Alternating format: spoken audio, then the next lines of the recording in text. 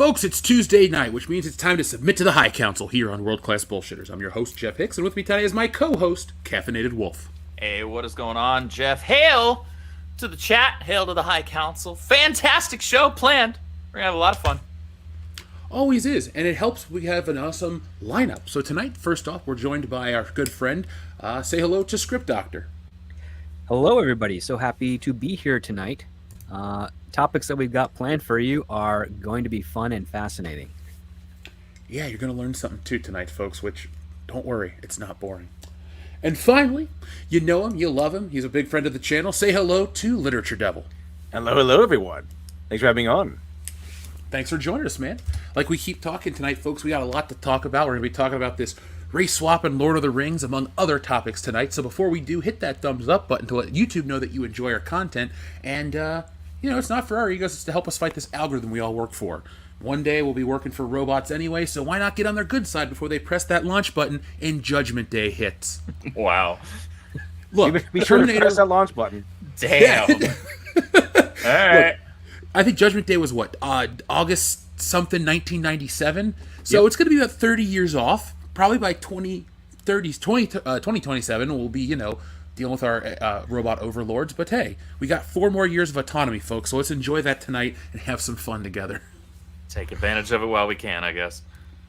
Yeah, I don't want to integrate AI into my life any more than I have to, folks, because this is not a recording, or this is not my voice anymore. This is a recording. Clearly, I wrote that in.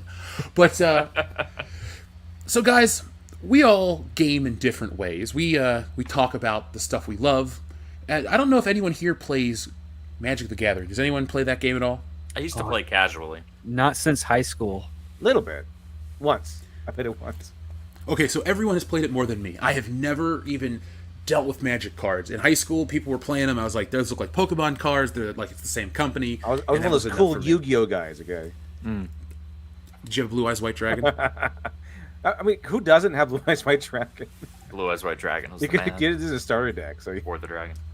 All I know is that at one point in time, that was like the card to get, kind of like the Charizard card was the card to get in Pokemon, and I collected cards. I just never played them. I wasn't that kid. But That's fair. The reason I ask you guys this question is one of tonight's topics is this race-swapped Lord of the Rings. So Magic the Gathering, owned by Wizards of the Coast, everyone's favorite company who sends the Pinkertons to your house if you get product early, has now... Right. Yeah, that was some great press last month, right? Well, now they have even better press. Pinkertons are still around? Yeah, the first actually night, knew that's they my were. first thought. Pinkerton's still around. It's been a long time. I know. Yeah, I thought they vanished because they were around like in the early 1800s. And Yeah, exactly. yeah. Well, good things never die, apparently. But, so Wizards of the Coast, makers of Magic the Gathering, have announced that there's a Lord of the Rings expansion set coming to the game, and it features Black Lord of the Rings characters, and they wanted to focus on originality and diversity, which, I don't know about you guys, but race swapping is not very original.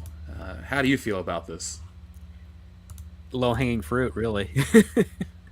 I mean, it's the exact opposite of original. You are literally taking something that already exists and altering it. And saying it's new. I think it really comes off as the kind of like a trust fund kid spending his daddy's money for his own gratification. Because people who are doing this don't care about the franchise. They don't care about any of it at all. They're just like, if they have their hands on it and they want to spend daddy's cash. In this instance, spend that goodwill token as Tolkien had made to ingratiate themselves. Essentially, like nobody wants this except for weirdos on Twitter. Weirdos who are very clearly not Lord of the Rings fans. Because very clearly, Lord of the Rings fans, anybody who's familiar with Tolkien's work, the history behind it, the purpose behind it, knows that this is absolute nonsense. And there are about 1.5 million things wrong with that picture on the left, as far as just like it being Aragorn, because it's not. He's got He-Man's sword of power for some reason. That sword looks like sword, it looks like a genericized version of Frostmourne from World of Warcraft. Like, it's a cool design, but it does not have any place in Lord of the Rings. Like that would stand out so abysmally. It'd be like a Roman candle in the pitch black of night. I will say, however, and this is something that a lot of people don't realize, people that have maybe only seen the movies, that on the right isn't exactly accurate either. Aragorn was descended from elves, and he actually does not have a beard. He also Can't grow it. Yeah. he cannot grow a beard. His eyes also aren't blue; they're supposed to be gray. But his hair is supposed to be speckled with gray, if I remember correctly. So look, we all love the movies. It's hard to not love the movies. They stand out as like one of the best trilogies ever.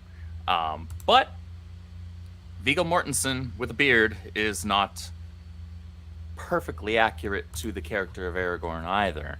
The movies. The actor also looks very weird, clean shaven. So. Yes, well, I was about to follow that up with exactly that. Like, I get it, bearded Viggo Mortensen looks about 1 billion times better than clean-shaven Viggo Mortensen because he looks really strange. He's got a unique face, we'll say. That's a nice way to put it. I'm trying to be nice. I like the guy. I like his work. He's been in a few movies that I really like. If you ever seen A History of Violence, that was amazing. That was great, yeah.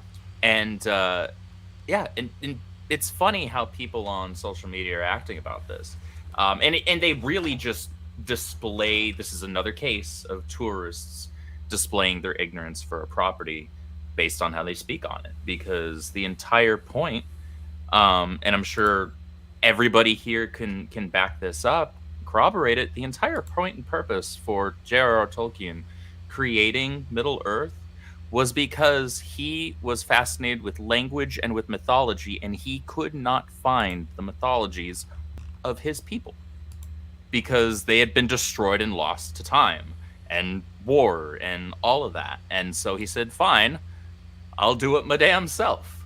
And so he crafted this world to be the mythologies, the stories for his people. And his people are the Brits. Yeah, did anyone remember that whole debacle with the Ninja Turtles and April O'Neil and how they said, "Oh yeah," they turned April O'Neil black in like the modern iterations, and everyone said, "No, April O'Neil's not black," and then everyone said, "Well, she was originally black in the original." Ninja Turtles comics, and everyone thought for a second there that was true.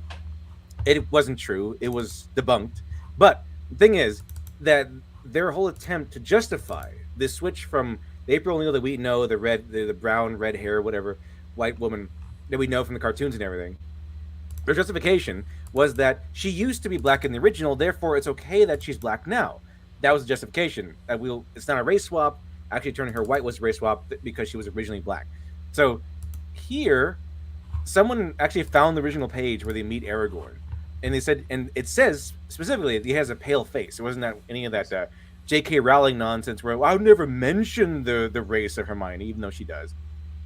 It's not one of those things. It's not left ambiguous. He's definitely is gray-eyed, pale faced, pale skin, and he's definitely a white man in the original text. Okay, so shouldn't then the same logic hold that if he's white in the original text, then it should be more proper that he's white in the modern iteration? Because they try to do the same exact thing with April O'Neil. So by their own logic, Aragorn is white. No, because white people don't have culture. Oh yeah, I forgot. You forgot about that. Okay, I forgot. Oh yeah, that's right. White people don't have any culture. Yeah, it doesn't matter that my Irish ancestors and my Nordic ancestors have completely different mythologies. Yeah, never mind that. Never mind that. Never mind. You have the Irish have like Finn McCool, who's like really awesome. You got the Battle of Kemlo Dunnan versus like the Great Battle where they defeated Rome and over there in Britainland, and the British revolt.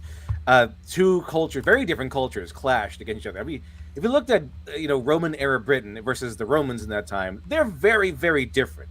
They each have their own cultures. So yeah, these are all different cultures. Everyone had their own culture. It wasn't just people who are like darker skinned who had culture. I don't know where they got that from, but that's not true. Everyone had culture. Everyone has culture and traditions, heroes, things like that. it's all true that everyone had culture. This whole thing where they're trying to steamroll everyone to believing that only black people had culture or something like that is just ridiculous. That's not how it works. Everyone does. It's a product of the internet, which really amplifies the ignorance of people. I mean, yes, I refer to them as the people on Twitter because I don't take them seriously, but as you said with the April O'Neil comment, that stuff reaches. People start talking about it again, and they even believe into that. They buy into that. A lot of misinformation gets thrown around, and you'd think with technology being what it is, I mean, to the point where we can replace people soon, it's still not teaching people to be any smarter, or at least look a little deeper, or at least be educated on the topics they discuss. It would be like if I went into a boardroom and said, "Hey, I'm going to teach you how you should run this hospital and give you all these tips." I've never done hospital administration. I know nothing. It'd be like it's like what a lot of this stuff is. They're just talking about. They really go on feelings. I feel it should be this way. It should be that way because the stuff on the internet says that, and it really just, like I said, it just amplifies ignorance, and nobody wins. We're left angry, confused. It's never a good thing. Can you give me any examples when this stuff is good? Does it ever make a property better? No.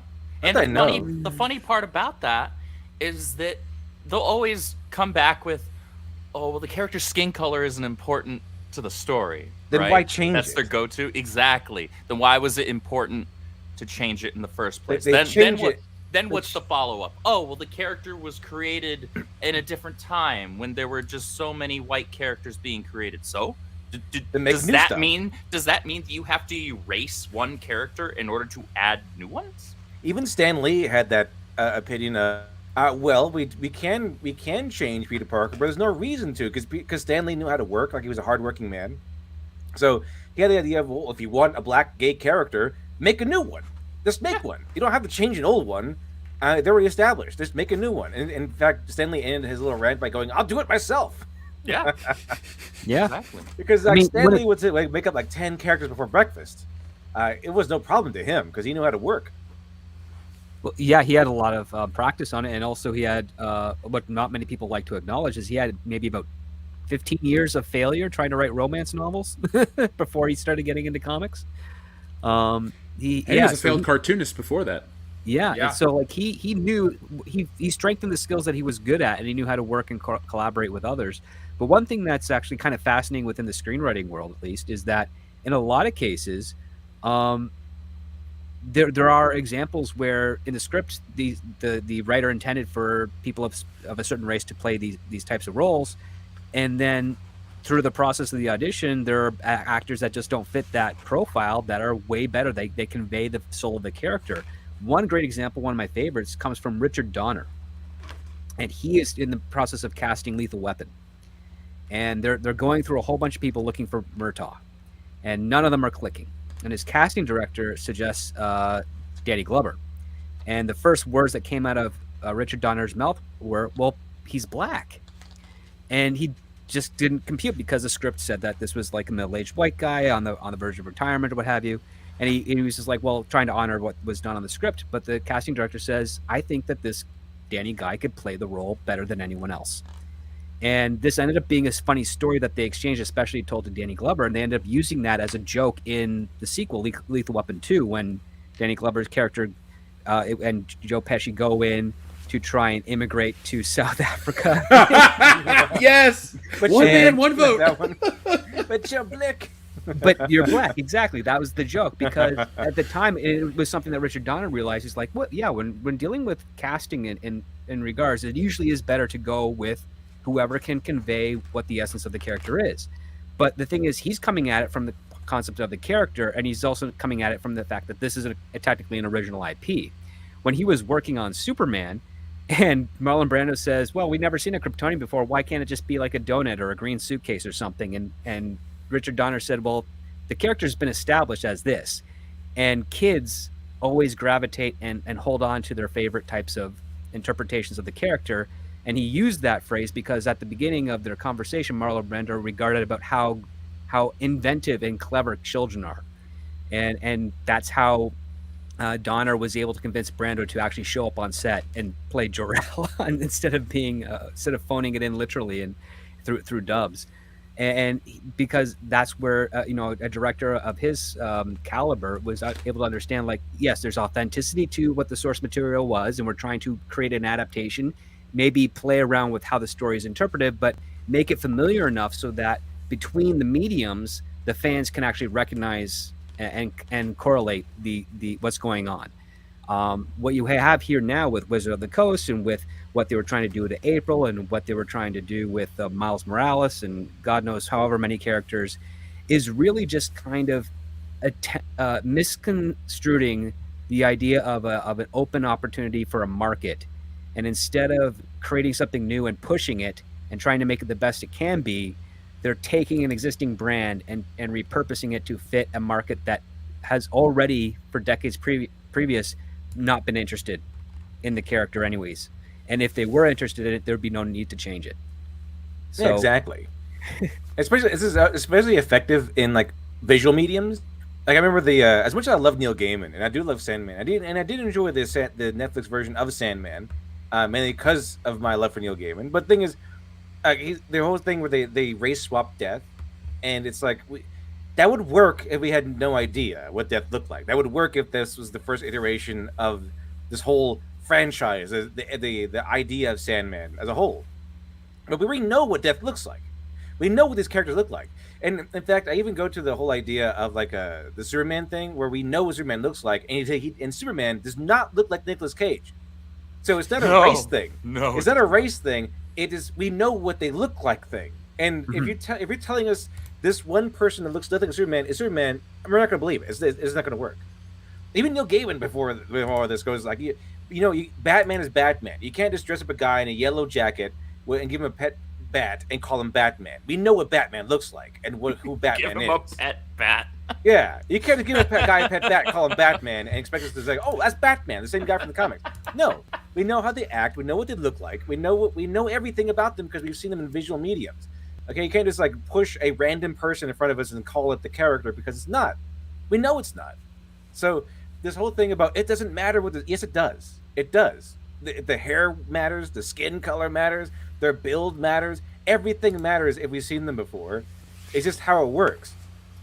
It's because it matters because that interpretation is what made the character successful. Not just the physicality, but also the execution of the stories. They are symbiotic in nature. You the moment you change one, it has a ripple effect on everything else that comes after. Yeah, precisely. I mean, it's just the whole thing of fans don't want. They're trying to pin everyone as racist. But at the end of the day, fans don't want changes done by narcissists because they're just trying to cash in on their own points. They're trying to ingratiate themselves. Fans want, if they have a reproduction, a adaptation from their favorite book to a movie, fans want to see an accurate adaptation. That's what they really, really want to see for the most part. Yeah, sure, you can make a few changes here and there, but I mean, the fans just really want to see the characters in action, the characters they fell in love with, the characters they enjoy, looking how they're supposed to look, and acting the way they're supposed to act. It's definite. That's the bare minimum you should probably be doing. Lit, there's a key word that you kept repeating there over and over and over. It was this F word. It was fans. I do like my F words. Yeah. Yeah, I like them a whole lot. But these people aren't catering to fans anymore. They very clearly aren't. They're, as you said, this is a lot of narcissism that we see going on. These are people that want to take an existing property. You didn't build that. They didn't make this. They didn't create this. They didn't do any of the work. They just want to co-opt it. And it's ironic, especially when they do it to something that is from Tolkien's Legendarium, because there's that line in the book about, evil cannot actually create, good forces of me. Exactly. When referring to the orcs. And it's so ironic, but that's exactly what it is. They are not catering to fans. And the people that are in charge of these things aren't fans themselves anymore. My Twitter's been hopping the last couple of days when it comes to this topic and a couple others, including everybody's favorite tokenized character, Miles Morales. But I got into it with some people who were saying that the Tolkien estate signed off on. Yeah, they waited till Christopher Tolkien was dead before they did this and before they sold that shit to Amazon as well. Why? Because Christopher Tolkien would have never signed off on it. He had issues with Peter Jackson's trilogy, which was pretty universally enjoyed, even though fans of the books, we had our critiques. We're like, this isn't quite right.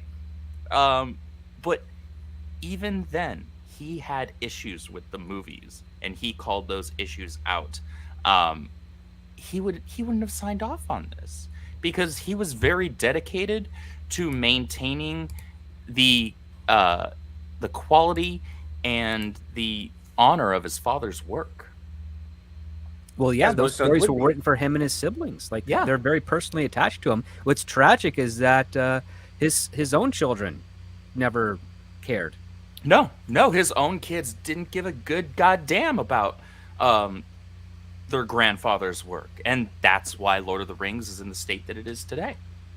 Yep, and that's part of the third generation trope, where when you raise families with when wealth is being created, the first generation understands the struggle and appreciates it, but they have so much resources to them that they kind of lavish it on the third generation that never learns to appreciate what it took to get that level, and they end up squandering it, and then the cycle has to start all over again. And this is a very prominent example of that, because these grandchildren are squandering this legacy, and it's now not going to have. Now it's at risk of not having the same impact it did for the previous century. I think it's already there. If you look at the movies, how, like, for me, let me just use my personal experience as an example. I didn't really know much about Lord of the Rings until the movie came out. The first one, I was 13? No, I was 12 years old when it came out. So I was kind of new to that. But having discovered it, having, learned to appreciate all that stuff, Lord of the Rings kind of felt like the movies felt like the definitive take, and everyone was just satisfied outside of maybe Christopher Tolkien and some of the, certain parts of the movie. But as they keep doing more with it, The Hobbit comes out, then The Rings of Power, now this, the bad video game, it's like they've taken the brand that pretty much had a sterling reputation, and they've already, like, covered it in dirt to the point where they're turning off a lot of people. And I don't think the people that they're trying to entice are going to be into this in general. It's not, this isn't an indictment of Lord of the Rings, but it's a very classic piece of literature. It's not going to be for everybody. I know a lot of people who don't read books that don't include technology, that aren't set in the modern era, that don't have modern language. I mean, hell, Tolkien had his own language and all that. It was so deep with what he created. I think trying to modernize it was done well once. And then that should have been it. I don't think Lord of the Rings should have ever been purchased by, what was it? Not Embracer Amazon. Group. Somebody else bought the rights. Embracer Group has some rights to it, but it was also Saul Zaentz Company, and a couple of other people ended up licensing variations of it. The rights for Tolkien's work are unfortunately a huge mess. I just always felt like they had nothing left to tell. I mean, I know there's other, was it the Silmarillion is the last part they could adapt or something like that? There's the Silmarillion and Children of Húrin are the two primary things you could still adapt. But what are you going to do after that? Because those movies were such big hits and they're burned into everybody's mind. They've been burned into your mind for 20 years. You can't really rehash stuff every 20 years when it's that big of a hit. I mean, it took Star Wars almost 40 years to do The Force Awakens, and that's still a thinner remake than the original films. But, like, just trying to redo a lot of this stuff, I don't think there's anything left to tell with Lord of the Rings. Do you? Do you think they should have just left it as is and let it, kind of hang out with the fans? Or do you think it needs to be kept in the public consciousness through new shows and books and a game? I don't think that every single property needs to go on ad nauseum into eternity. I think some stories have a bookend on either side. They have a beginning, they have an end, and it's perfectly fine to just have those stories and then leave them be as they are. I don't need anything beyond what Tolkien and, by extension, Christopher did. I don't need anything beyond what Christopher put together and pieced together from his father's notes, and then by having studied his father's work, filled in gaps here and there in order to make it something complete and readable as a book. I don't need anything beyond that. I'm perfectly fine with The Hobbit, the Lord of the Rings trilogy, Silmarillion, Children of Hurin, and then if I want anything beyond that, I can just read Tolkien's own notes. I don't need anything else. Not every story has to have 18,000 volumes told on it.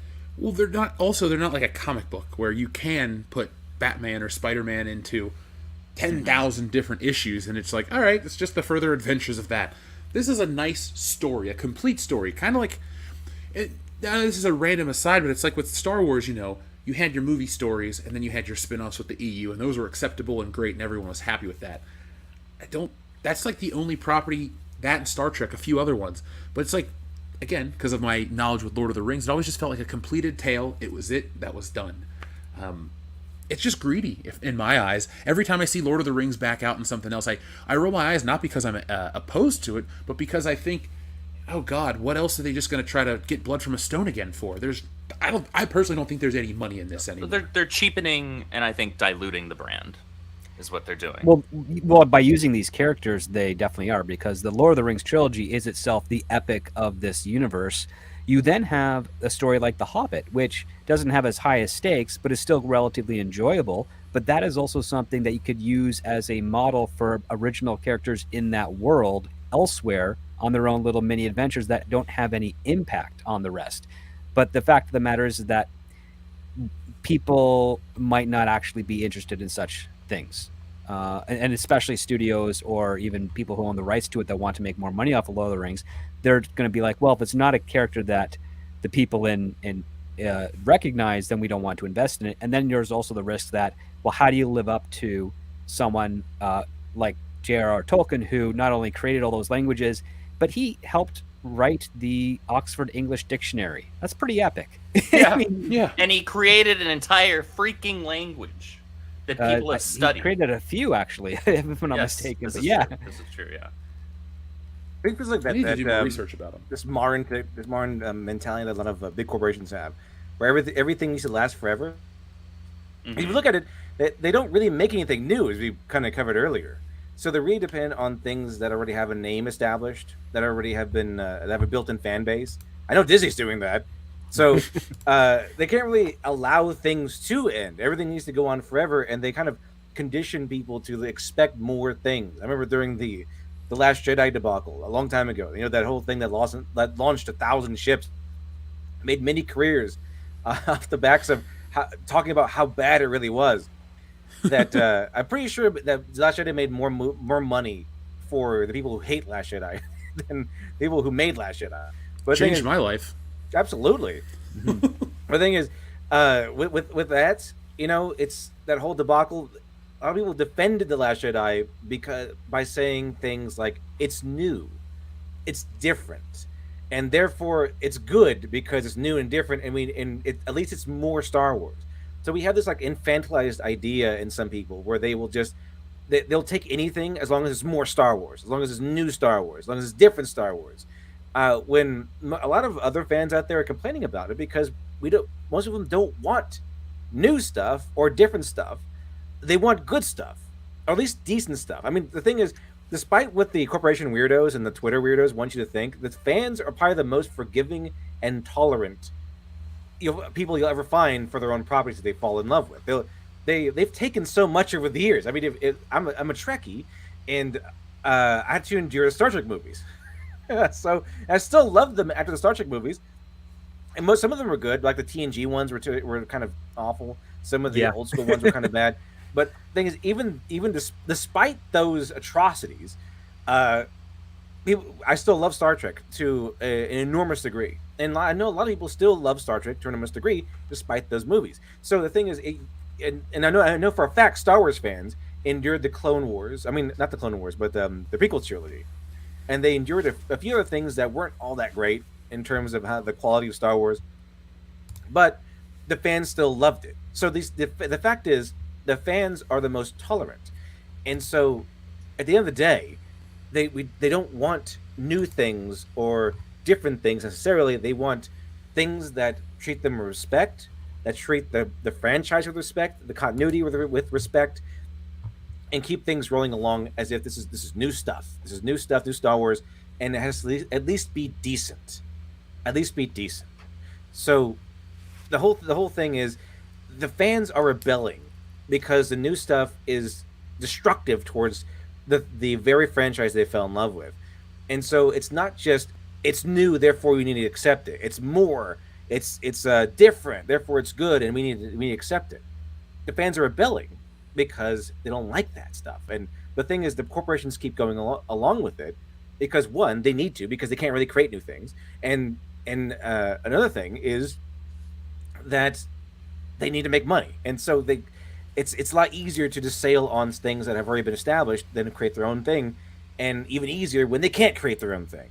So over the time the Netflix mentality kind of Brady Snell's talked about this. Netflix mentality, the marathon mentality, the binge mentality. There needs to be more. Everyone's been tricked and trained to just constantly consume new media, constantly consume. Where's the next episode? Next movie. When some things there's no digesting of it. Yeah, you're right. They don't need it. Some things don't need it. Some things just let some things end. All right, just let some things end. So not everything needs like infinite sequels. Okay, said Disney never. Well, let's see, Indiana Jones should end it. Well, look at John Wick. John Wick is going on fire. I think they could make another 10 movies and still make a profit, but they decided to end it because the story needed to end. This is where it is organically ended. But at the same time, you get Keanu Reeves. I was going to say they just announced Part 5, so yeah, they get drunk enough to build Part 5. But here's something to also consider: is that Disney, as its brand, when it started out by basically doing adaptations of public domain stuff. They have never really been successful creating original content in Disney over the course of its entire existence, which is why when I found out that they bought Marvel and then they bought Lucasfilm, I'm like, well, great, we're never going to get an inventive or creative new story with these properties ever again. And that ended up being kind of the case. They're rehashing various formulas and then giving us the same kind of drivel over and over again, and it's going into a downgrade, especially with Star Wars. And that's just the way it is, because one of the things you also have to remember is that George Lucas, when he did create Star Wars, he did so by doing so as making an experiment. And George Lucas is very much an experimental filmmaker, which is why not everybody likes the stuff that he makes, but when he does get it right, people really, really respect that he gets it right. But the industry didn't like that because the industry has always been terrified of experimentation. Because it's such it's art. It's not guaranteed. Like the one thing that they try to do is repeat the patterns that they know work, and hope that nobody in the audience picks up on the derivative nature of it and just keeps buying and buying and buying. But the other part too that they've had to reconcile with, and every generation in Hollywood has had to deal with this and has been better before it, except for the current one, is they bring in new voices, fresh talent that can do what worked, but also add something extra to make that better. And sadly, over the last 15 years, for whatever reason, be it the hedge funds or investment firms that have been manipulating some people within those companies, have been very resistant to experimentation or bringing in those new voices that can challenge the establishment or question authority to give us a long overdue renaissance with how we tell stories and how we adapt them and how we execute them and how we relate to our customer base and make something more symbiotic for them and find the stuff that they need and the stuff that they like and build off of that so that it's something that they want. Dude, well said. I was just taking a note so I could timestamp that for later. I apologize. No worries. But I agree with the sentiment of all of this, especially the knowing when to end it. And when it seems like a never-ending cycle of stuff, we'll use Spider-Man for an example. Andrew, we both like that character. Sometimes it just becomes a never-ending cycle if I can't keep up, and I just will eventually fall out of favor, or I will just fall out on anything related to the character. And there's got to be, I'm sure people are going to say you just age out of it, or you just, you lose interest, and 10 more people are going to come in, so we're not going to cater to you. But remember, sometimes the longer-standing people, and I know this is the business mind of me, will spend 10 times the amount. It's like, oh, yeah, you might make Miles Morales for this demographic, but they'll tweet about it. They're not going to buy a book. Oh, they might buy the video game, but they won't get the deluxe edition or this and that. I think these studios, any company really that deals with established IPs, are their own worst enemy to the point where there's going to be something one day that's going to be original and fresh, and it's going to make everyone so embarrassed. And it's going to be like the most obvious thing too. Like everyone's going to have overlooked this one thing, this one possibility, and then they're going to go, oh, and they're going to look back at everything else that's derivative and trash. And I'm hoping that this happens. We'll move past this because collectively, I maybe mentioned this many times on the podcast before, but every decade has its own unique flavor. You can look at something from the 60s and instantly go, it's from the 60s, 70s, 80s, 90s, beginning of the 2000s. Every decade has its own unique look. Nowadays, I was looking at a video the other day on YouTube about something from 2011. I'm like, oh, whoa, that 2011 doesn't look much different from 2023. Yeah, the politics are a little different, but we're all still using smartphones, flat screen TVs, this, that, and the other. We've reached just a standpoint where everything's homogenous and boring, and all your favorite things are just retold over and over again. I mean, it kind of sucks to be a consumer of this stuff, to be completely blunt. I mean, do you guys find the same zest and excitement in these things? Or do you just kind of look at it and go, it is kind of crap? I see it as a cultural form of arrested development. Yeah, that makes sense. There's such a thing as too much of a good thing. There's such a thing as oversaturation of a good thing. Even if, though especially if we don't have quality in those things.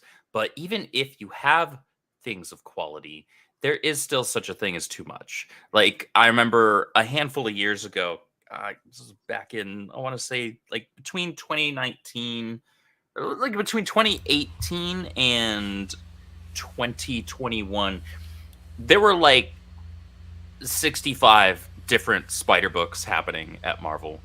And this was when I was, like, going to the comic shop every week still and buying a lot of comics every week. And I remember just looking at the shelf like, guys, what are we doing here?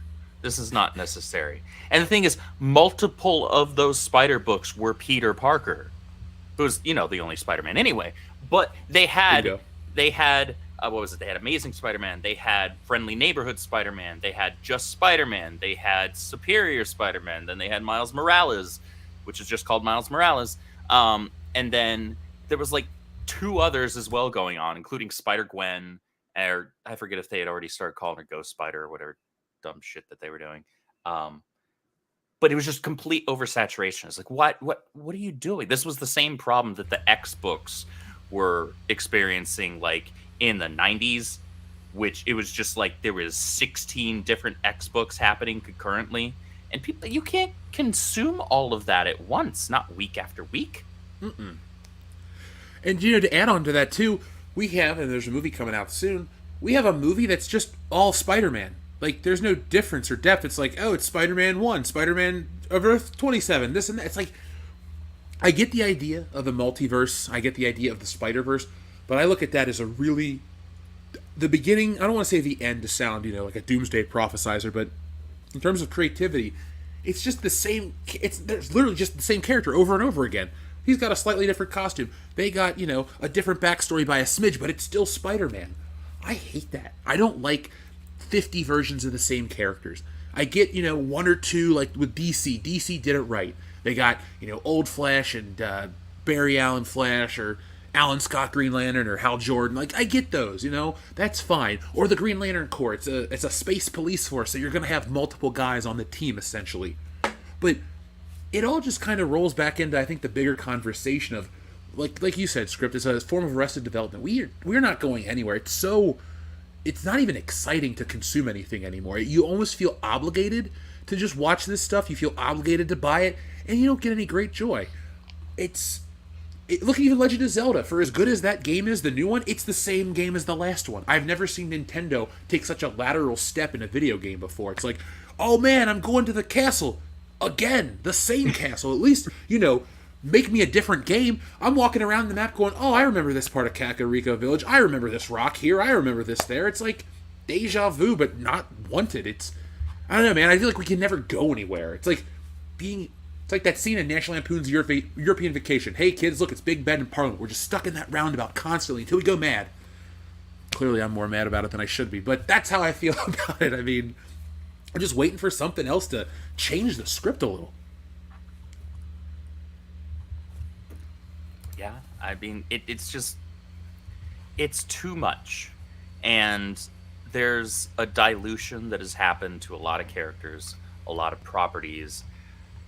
Part of that is just general quantity. Too much. This is too much. Stop it. Slow down. Pump the brakes a little. The other part is the content problem is quality. There's no quality to be seen in it. And we see it get worse and worse. We see it kind of increase geometrically when they start making these unnecessary changes to long beloved properties, going back to the Lord of the Rings thing. This was a completely unnecessary change. They know, in fact, I'll see if I can find it, but this actually right here is an alteration to what the original piece of art was, as I understand. The original piece of art actually just looked like an older version of Vigo over here, where they made his hair gray. And he's in the exact same position. Anduril here actually looks like Anduril from the movies, at the very least, instead of this World of Warcraft generic fantasy MMO sword. But then they changed it. Well, I would say say this on purpose. To your point, that yes, I would actually absolutely agree that they are unnecessary changes. But from the perspective of some of these companies that have licensed them out or are trying to gain money off of this stuff, they view them as necessary as a form of like reappropriating the copyright under their control, so that they get all the profits for it, and the people that initially created it do not. That is why we're getting basically reinventions of these characters and poor derivative versions of them, because the companies that had purchased them initially realized, oh, we still have to kind of pay out rights to these creators. Now, this happens in comic books, this happens in novels, this happens in movies all the time after so many years, or depending on how the initial contract for those rights were negotiated. And studios and larger corporations have kind of caught wind to this and realized that they can make more profit off these characters if they own more of them. And in order to do that, they have to kind of reinvent it, re-register the copyright or trademark in their own interests and name, and therefore they do no longer have to pay the original creators for it, because they've altered it enough so that it's considered quote-unquote original work, even though it is basically just taking the brand recognition of it and perverting it for their own financial gain. Luckily, customer bases are wise to that, and they're not falling for it. But again, it's still a very unethical tactic, and it's also disingenuous to the people that actually had talent and effort and risk to create these characters, to present them to society for the whole world to essentially judge. And the fact that they became successful is a very powerful blessing for those people to and they should be rewarded for that. I agree. The rewards are going to be a lot smaller, though, soon, because people are just abandoning ship. You know, it is what it is. That's what happens when you cater to a general audience of normies. They only care insofar as it's the hot topic of the week, flavor of the week, flavor of the month, whatever it might be. Maybe it's flavor of this 5 years, but as soon as it's no longer that, they move on to whatever the next thing is. Yeah, normies would just kind of like Johnny come latelys. Like they'll swoop in if your thing is popular, but once you lose popularity, they go away. They move to the next popular. They only eat what's popular, essentially. They only consume what's popular, or what's in the now. These fans, however, will stay with you forever. They will stay with you thick and thin through popularity and any downfalls. They will still be with you. They'll still buy the action figures, the toys. They'll do all this stuff because they're invested. They're in love with your creation. They're with your property, and a lot of these companies have been snubbing fans for years. The most loyal fans, they've broken up the loyal fans, the pillars of their franchises, the people who have kind of built up the franchises by their dollar, by their hard work and everything, and their dedication and their love for these franchises and these characters. And the corporations, because I said, nah, we don't need you anymore. We've moved on. We've changed. We no longer want you here. And then they've got the normie dollar, and they took the normie dollar and said, oh, look, see, we're doing way better with the normie dollar then with yours pesky dollar, and then here comes the next popular thing, and the normies go away, and now they're left with nothing because they said to the fans, we don't want you anymore. Now they're learning the hard way what happens when you foolishly destroy your hardcore loyal fans, betray them, stab them in the back, call them racist Nazis, and send them on their way. Now they're just staying there with the surprised Pikachu face on, going, "What happened? How can we possibly lose all of our money? How is this working? How can we have we paid billions of dollars for a franchise that has lasted decades, and how is it failing? How the hell did this happen?" And they have no idea. Well, they figured out a formula that early on worked incredibly well. And the MCU is probably the best example of this, because the MCU is really when geek culture kind of morphed into pop culture. And when they were able to do that, that's when they said, oh, now way more people are into this than before. Oh, we just multiplied our audience by an order of magnitude. We don't have to worry about these other cats anymore. These people have been with us from Jump Street. You know, people have been buying the action figures, going to the comic book store every single week. Yeah, they've been kind of like that. They've been kind of. Remember, have you seen one of those movies where like these friends are hanging out with each other, and then like the one friend starts getting in with the popular kids, and they start betraying and leaving behind their old like loyal friends to hang out with these shallow popular kids. And usually at the end of the movie, they find out the shallow popular kids only like them for one thing or something, and it's the true friends that you left behind that were the real ones. That's what the corporations have been doing. Like the franchises have been hanging out with their nerd friends, and suddenly they're at the cool kids table because it's D&D, it's Star Wars, and Star Trek. These are all nerd hobbies that have not really been in the limelight really ever. Not really. I mean, yeah, a little bit. I mean, they were popular, but now they're cool. Like now they were popular maybe at one time, but now they're super cool. All the jocks are moving in like, I'm so hardcore Star Wars. Like everyone cool is Star Wars now. Everyone cool is Star Trek. Well, I think it's cool to be a fan of these things. There were a lot of metrics that I think they were not paying attention to, or they were taking for granted, because I've mentioned this before. Anybody can go see a movie. Anybody can go see a movie twice. Anybody can buy a T-shirt at their local Target or Walmart or wherever, right? You don't even have to go into a kind of specialty store, if it can be really even called that anymore, like Hot Topic or something, right? You can find DC and Star Wars and Marvel and all this stuff. You can find that in large big box retailers that you go to get your groceries, or you go to pick out a backpack or whatever the hell, right? However, they were not taking into account the fact that the majority of the profits on these franchises were coming from merch that normies have zero interest in buying, and they don't buy it.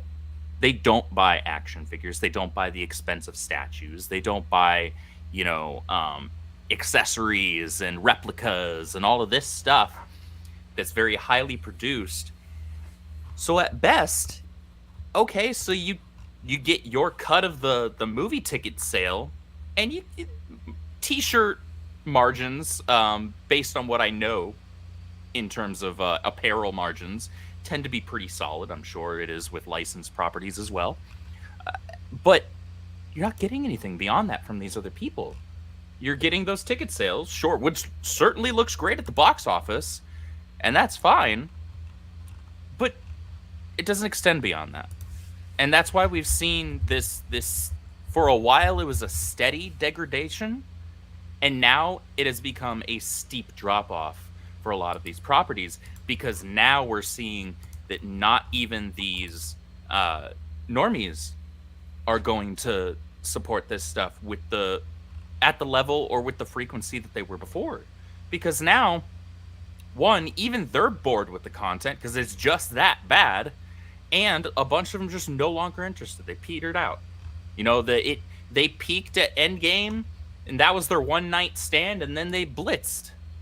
And then they refused to take advantage of it. They thought this would be like a train they could milk forever. Well, they didn't. I don't think they tried even. I don't think they even tried to convert these people into lifelong fans by encouraging them to get into it at a deeper level than just surface. They didn't, because if they did, they were like, okay, we're going to revamp everything so that the comic books can coincide with the movies, but they didn't. They had Marvel is popular now. Time to start spouting our political views. So instead of having comic books reflect Thor and Captain America that we see in the movies, which are pretty good renditions of Captain America and Thor, they're really a lot of fun, cool characters. Suddenly, you go to the comic book shop and Thor is a woman, and Captain America is a Nazi, and Iron Man is now Riri Williams. Those were all terrible decisions. Horrible decisions. I mean, some people say the movies don't help sales. Yes, they do, and of course they wouldn't help sales if you're not selling the characters who are in the movies. I don't know if you remember. Superman helped sales for Superman comics back in '78 and '9.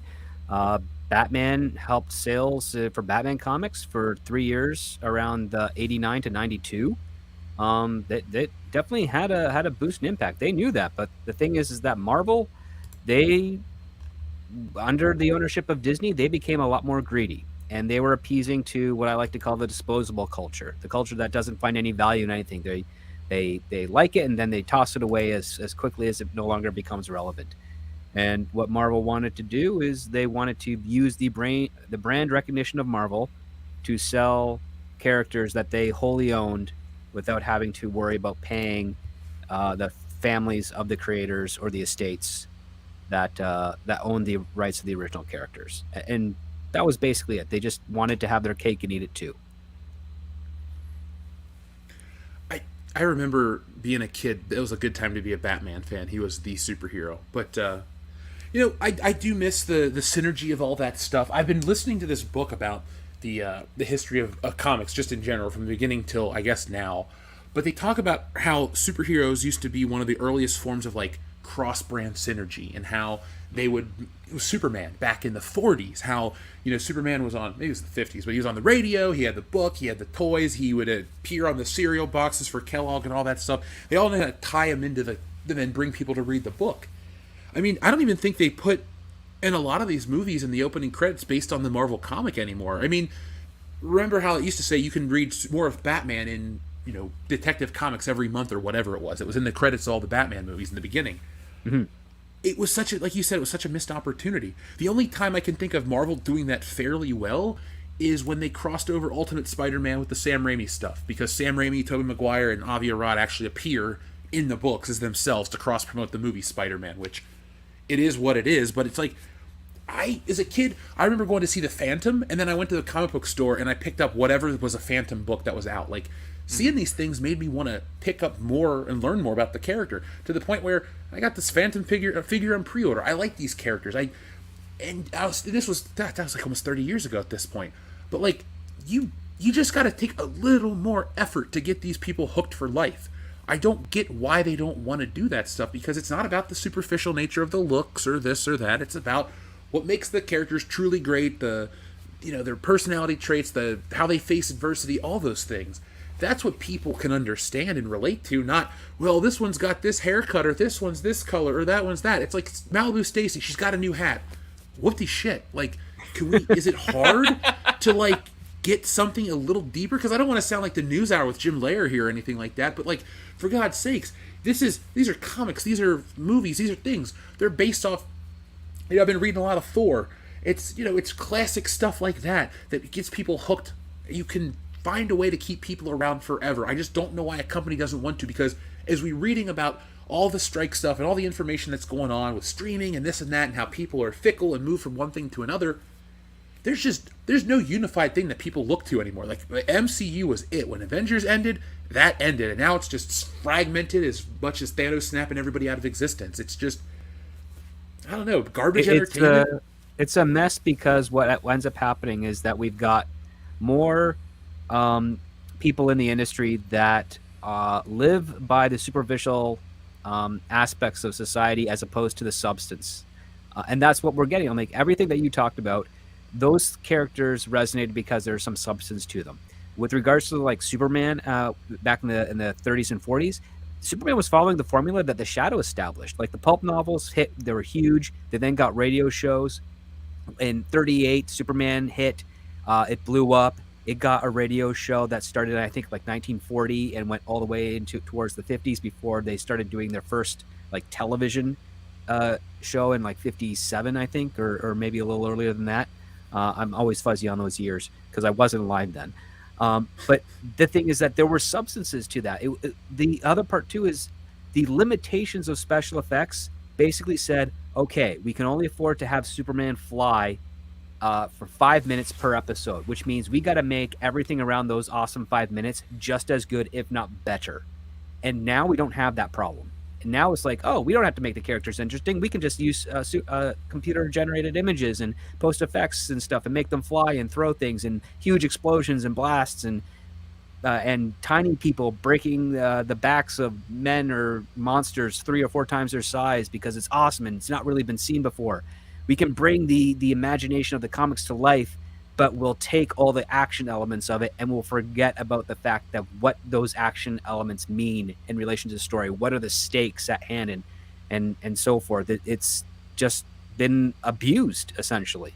The very thing that Hollywood was afraid of when George Lucas and ILM started revolutionizing special effects is that one day the industry is going to abuse this and everything that made story valuable is going to suffer as a result. And they were right. Here we are. So many movies are just CGI, no story whatsoever. And now, that's, what sucks too is we're at a point where the CGI is so expensive that even companies like Disney can't pull it off 100% of the time. So you're left with a movie like Ant-Man 3 that's not only unfunny, it looks bad. Like the thing they're trying to sell you on, the reason you got to go out and support these movies, can't keep up anymore. I mean, we're in a really important time in terms of entertainment and how things are going to change, but do you think people are going to ever accept the non-photorealistic CGI? Do you think people would ever accept lower spectacle films, or is Hollywood pretty much backed into a corner where they always have to deliver this level of spectacle to get that kind of a result?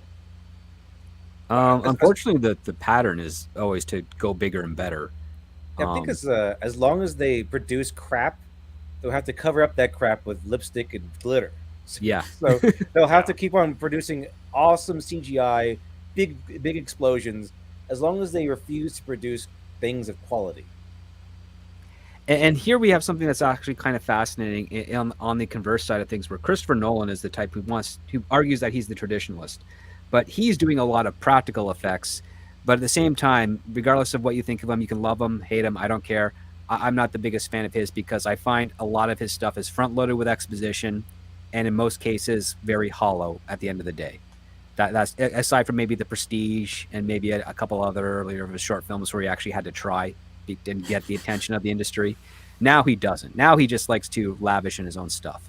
And you know what? He's earned it, so let him do it. I'm cool with that. If you guys love it, even better. But that's kind of what it is. Like, that's one of the gimmicks that Christopher Nolan has, is that he'll like to do more practical in-camera effects, but at the same time, how often does he hit that substance that's really needed for us to appreciate that and care? I mean, Tenet in its concept is interesting, but because Christopher Nolan is very superficial, he doesn't like to do the research. He doesn't like to explore the potential of what his ideas are, and we end up getting something that doesn't make much sense, and people's half-baked. Kind of forget about it after a year or so. And that's not what you want to do. You still want people to be talking about Christopher Nolan 30 years later like they were Stanley Kubrick in 2001 and, Dr. Strangelove and everything, and Clockwork Orange and everything else that he made. But we're not getting that now. How do you think he's going to pull off Oppenheimer? I think it's going to be a critically acclaimed success. I don't know how much they'll do on the box office, but I think people will really enjoy it for the most part. And then I would say by Oscar season next year, people will have already forgotten about the film. I definitely think it's for a certain type of audience, and I don't know, how many people. I mean, I don't want to lump people in everywhere as being lesser, intelligence-wise, but I feel like a historical movie like that, is this the right time for it? As we're, we consume the dumbest crap on a regular basis? Because I'm interested in it. I like the story of the bomb and all this stuff. I love World War II content. I mean, I know we've had like 5,000 World War II movies at this point, But if they're decent, I'm gonna watch them, and if they're just okay, I'm gonna watch them too. Because hear me out for a second. It's a story of an actual human conflict. Like today, the stuff on social media, the outrage, this and that, it's not real conflict. It's not real issues. It's just minuscule little things, microaggressions, to use their words, and just crap like that that gets blown up into proportion. That's why, for me at least, World War II stuff is an evergreen subject because it's really a good versus evil battle. It's something on a grand scale that altered the shape of the world that we still live in today. I mean, apparently we have more Nazi soldiers than ever, apparently, if you go by the internet standards, but like overall it's just a really, I don't want to use the word great in a positive connotation, but a massive amount of things happened in that window of time that they're ever growing and fascinating to me, to the point where just make anything about that era of time and I'm gonna want to watch it because people were different, things were different. Yeah, I agree. I also think that we've also, that especially the industry in itself has also missed a big opportunity with the First World War, because if you want to talk about really changing political landscapes, that's the one that did it. Like everything that came as a result of that, Russia lost its monarchy, Stalinism and communism kind of really went nuts over there, and it all led to what ended up becoming the Second World War, along with several other things as well. But it's not as well talked about because the byproduct of the First World War was the Second World War, and the byproduct of the Second World War was essentially the space age. Which that book I referenced earlier of reading is talking about the space age of superheroes, and I find the space age fascinating too. A lot of the stuff that happened right before we were born in general just seems to be a lot more fascinating because of the collective imagination that these things captured. I mean, what was a collective thing in the 90s?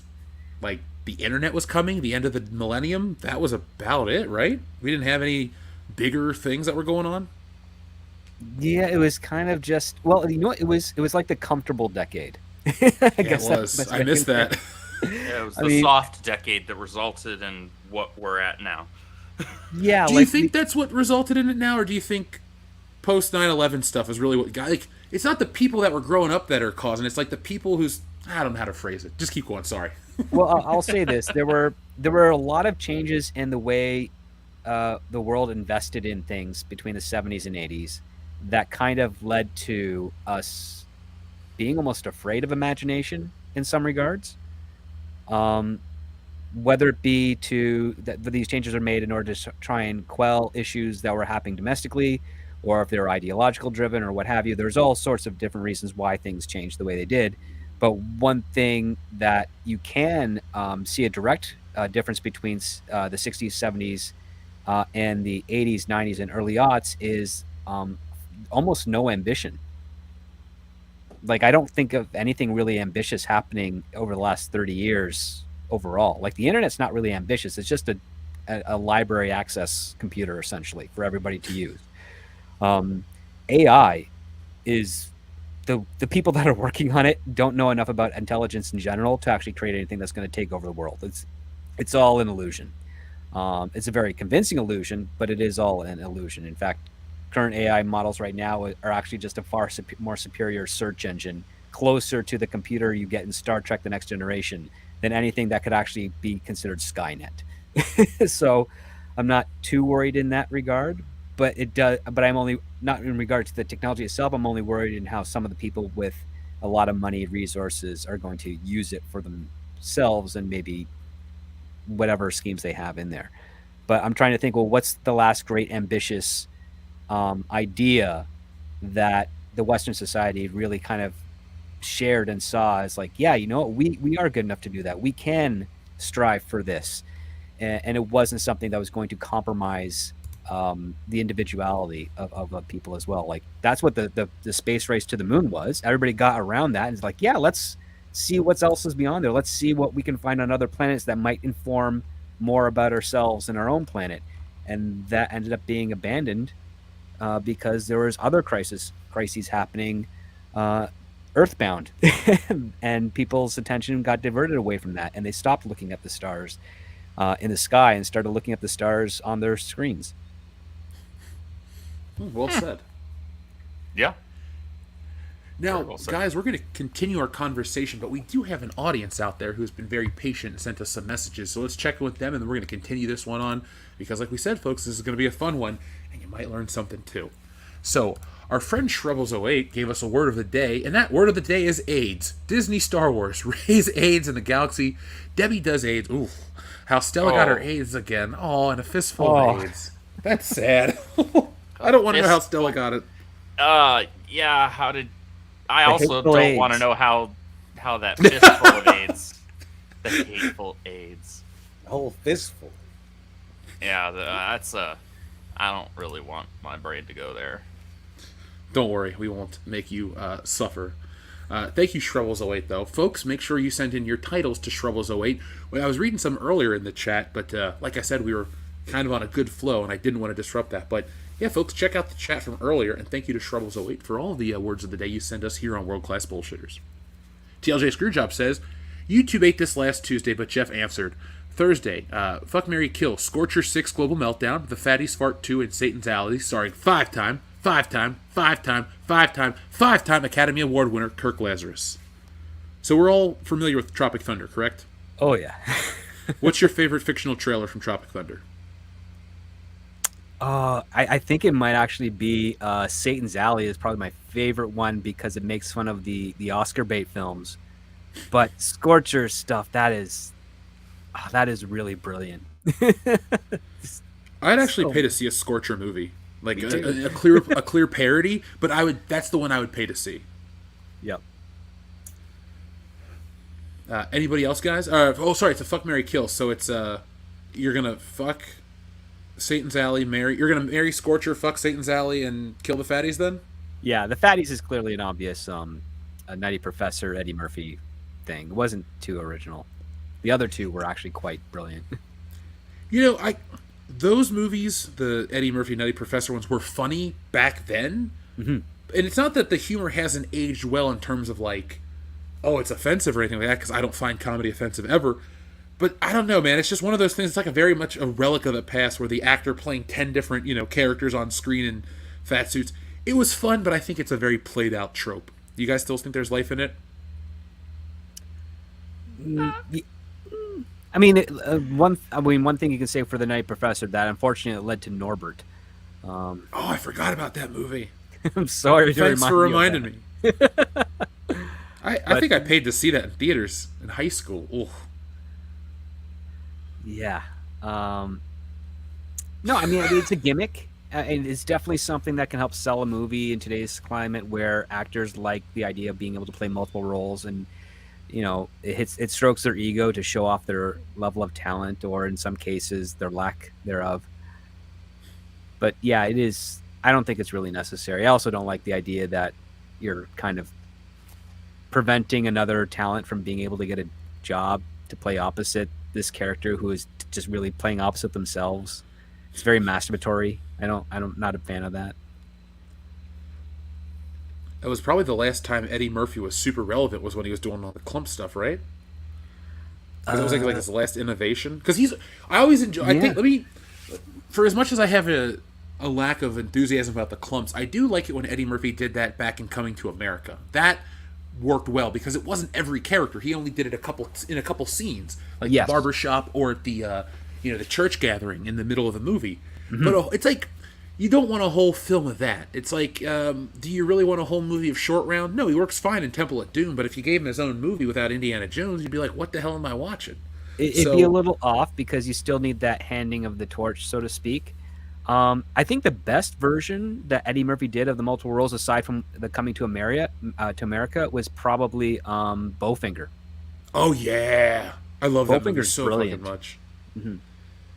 Yeah, folks, if you haven't seen Bowfinger, after tonight's show, Google where it's streaming. If you have the streaming app, watch it, and if you don't, buy a copy. I stand by Bowfinger is that good of a movie. I really love it. Like, I own it on every format that exists, and I saw it in theaters as a kid. I didn't get all the jokes back then, but I do now, and I don't know any other Frank Oz movies off the top of my head, but Yoda directed it, so there you go. If you're a Star Wars fan, that. Frank Oz did okay with the Stepford Wives. I don't think he just quite nailed it. He also did a remake of a British comedy with Alan Tudyk, but I can't remember what it was. It's definitely involving a funeral. Did he do Death at a Funeral? I think he did Death at a Funeral, but not the one with Tracy Morgan. Just the other one with Alan Tudyk, and it's like more British cast. So he made the British version that got like remade a year later. Yeah, with Peter Dinklage. I think so. Isn't Yeah. Peter Dinklage in both? Oh my god, I got to go back and check. Because I think he plays the same midget lover in both movies. That's like the gag. I don't know. I know I saw one of them, and I need to see the original one. But TLJ Screwjob, thank you very much. Shrubbles08 says, I'll take an Uncle Ben and a John Cena sucks, please. Well, of course. We'll press those for you in just a second. Let me get those pulled up.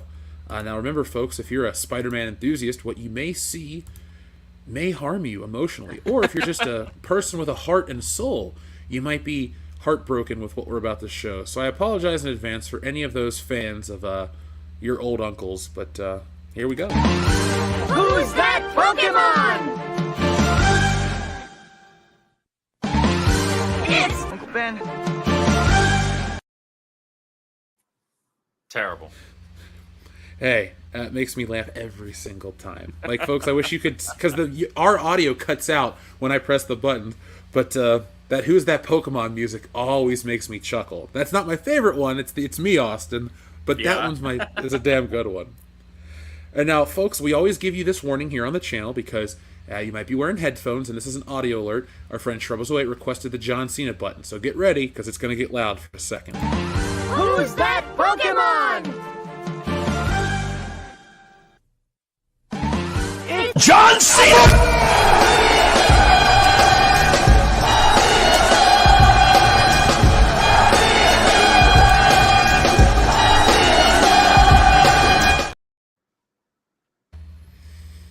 That one really is loud. I had my earbuds like 6 inches away from my ears, and it was still like blaring.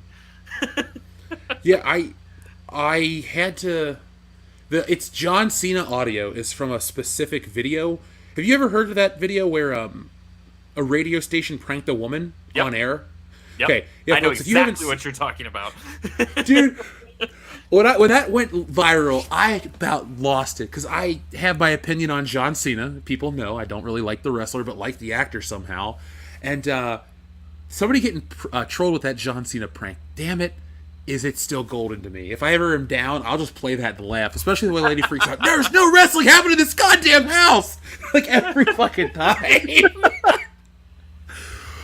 Oh man. Shrubbles08, thank you very much for this and everything. TLJ Screwjob says, also, I turned 30 last Monday on the 22nd. Happy birthday. I forgot to say it on the High Council or last WCBS. So, you all ready for getting to do the thing you wanted to do at 30? Am I forgetting to do the things I wanted to do at 30? Not yet. Sometimes I forget other things at 34. But, 30 is really not that hard of an age. I'm sure 50 is. But none of us here are 50. Significantly better. No, definitely not 50. I'm only 38. I mean... Jeff and I are the same age. Nobody knows that Dion's actually 66 years old on the podcast. He just, he looks great. Black here's a fun little bit of lore. Rippaverse canon is that I am a 47-year-old Mexican man. Folks, if you needed a reason to support the Rippaverse besides it being excellent quality, well, now you have another reason to support it. So diversity. There you go. Yeah. And there's no ageism. You can be, 20 or 47. You still got a place in the Rippaverse. I don't have that much diversity in Wokebusters. There's only one white guy on the team. We're all roughly in our mid-30s, and I apologize for those who are going to read a book called Wokebusters and think it's going to be about, I don't know, diversity. Inclusion, caring, and kindness. If you want dick comics, check out Cecil. I actually just read his cash grab the other day. Quite impressed with it. I backed it. I got to contact him about getting another one because the mail in California is always fucky. So yeah, I want to read it because I pre-ordered it with the mask and everything. Still am a big Cecil fan. Cecil's funny as shit. So when we hung out in New York, he couldn't have been any nicer. So I wish him always the best. TLJ Screwjob says this Blaragorn thing is like if they wanted to make T'Challa Asian. SJWs, you can't do that. Me? Oh, so you hate Asian people? SJWs, Pikachu face. Yeah, pretty much. It only goes one way. Always only goes one way. Well, in today's video, I commented how, like, all of my favorite fictional characters look nothing like me, yet I will go to bat for their preservation. Am I a self-loathing person? No, I'm not. But I don't want to see James Bond as anything but James Bond. I already liked him because he's cool. If you try to change him, it's pandering, it's stupid, and not James Bond. And I don't want that. If I want a black secret agent, I can watch something else. Or I really don't care what the color of other secret agents are. One. Yeah, or make one. Honestly, You're a writer. Yeah, I am. Look, I'm working on a character or something, but I don't know what the skin color is because I don't really care about that. I'm worried about the plot and the world and all this stuff and the powers. Yeah, it's a super powered thing. But, skin color, I want to tell a good story first. And, like, we put ourselves in the book because it was a joke. These two things came from jokes on the podcast, but I don't exactly know what my creative voice in terms of that's going to be, but it's not going to be political and it's not socio-political. I don't like these kind of stories. I like the stories that just make sense because they make sense. And if characters happen to be white because of the plot and the setting, they're white. So what? That doesn't mean you dislike them any different. I don't understand this sentiment.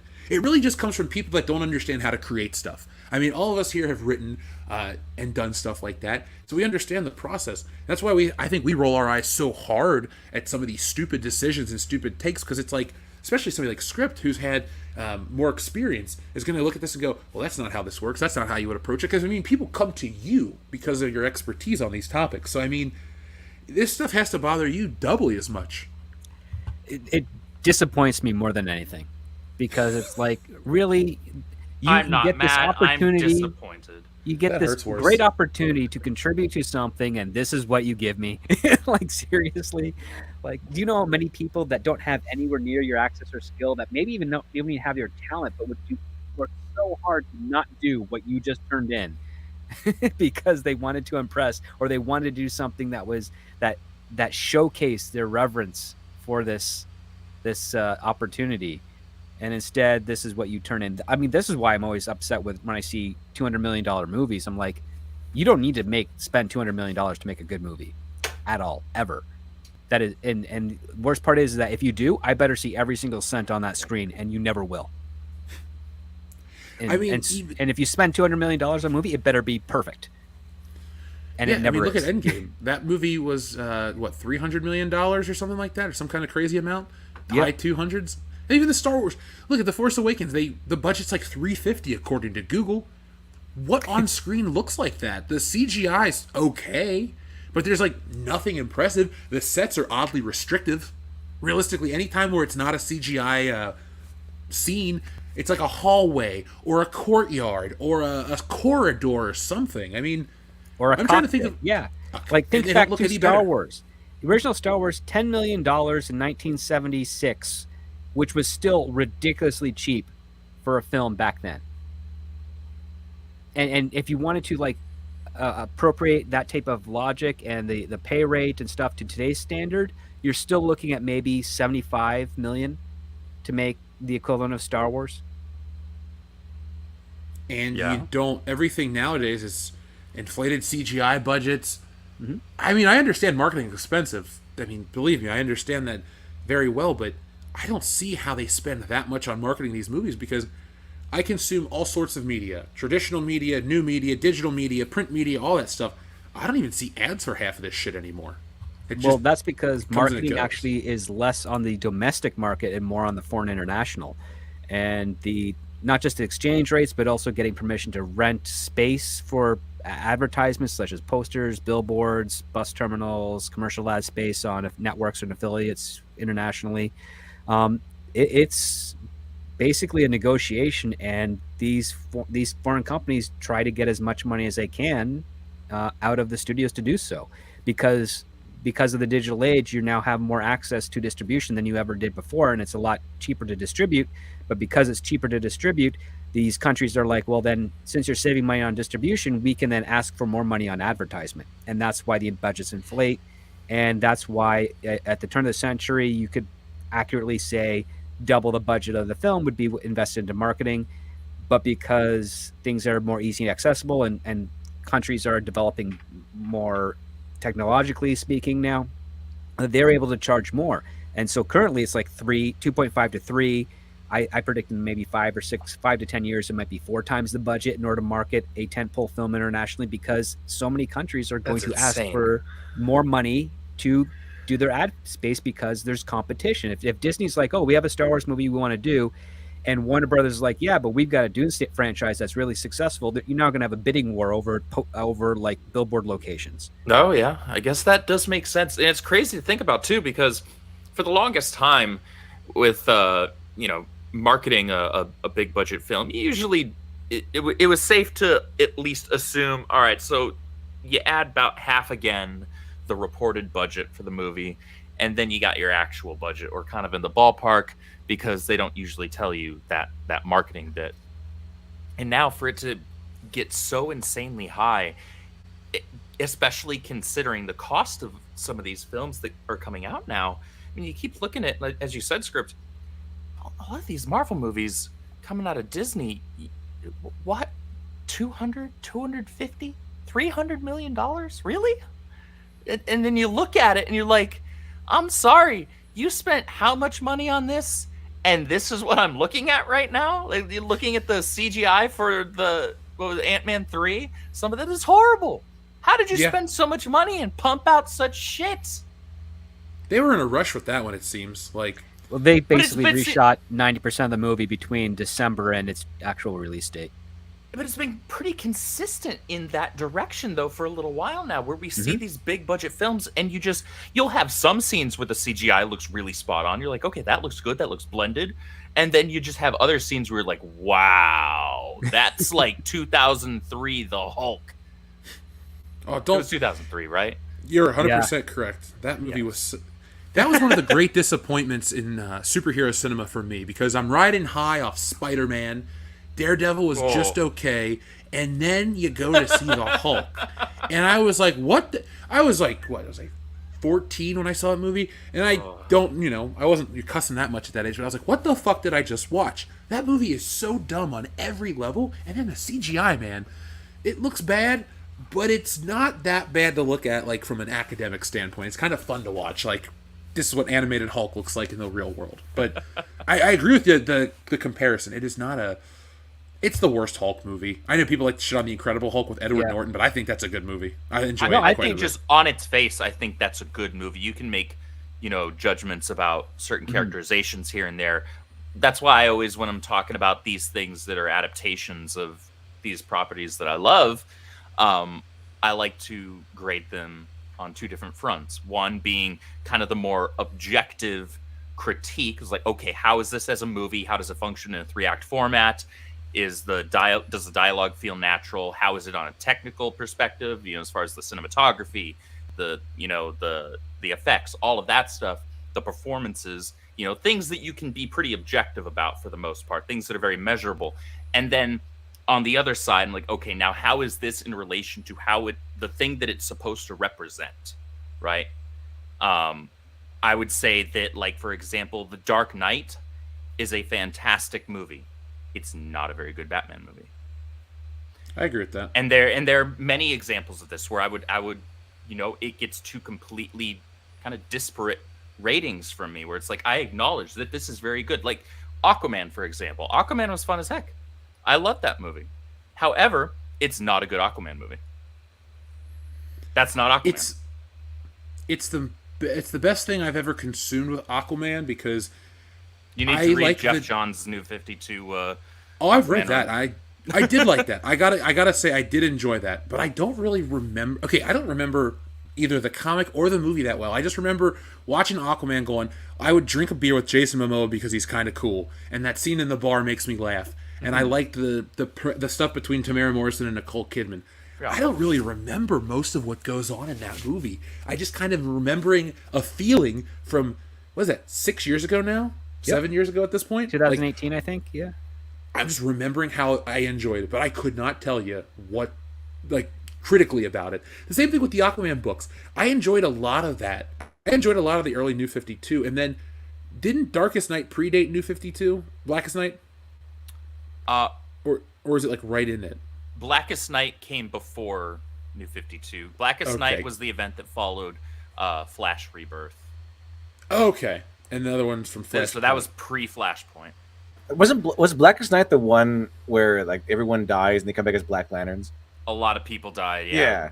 And the Black Hand becomes a Black Lantern, and he brings back a lot of these other characters. There were some really interesting interactions there. That was too. an It was that was Jeff an interesting Johns, setup. Yeah, so. I actually just oddly enough, I just bought that one and started reading it. I thought that was a pretty cool setup, and they kind of instantly harp on the idea of loss, and that they even introduce the idea that even villains lost friends and family, and that they also deserve like some time to grieve. I thought it was kind of interesting, and it kind of brought in this mortality aspect of superheroes. I know that's a little off topic, but I thought that was a pretty cool aspect that they kind of touched on, which foreshadowed what would be coming on, which was of course the undead people coming back as Black Lanterns.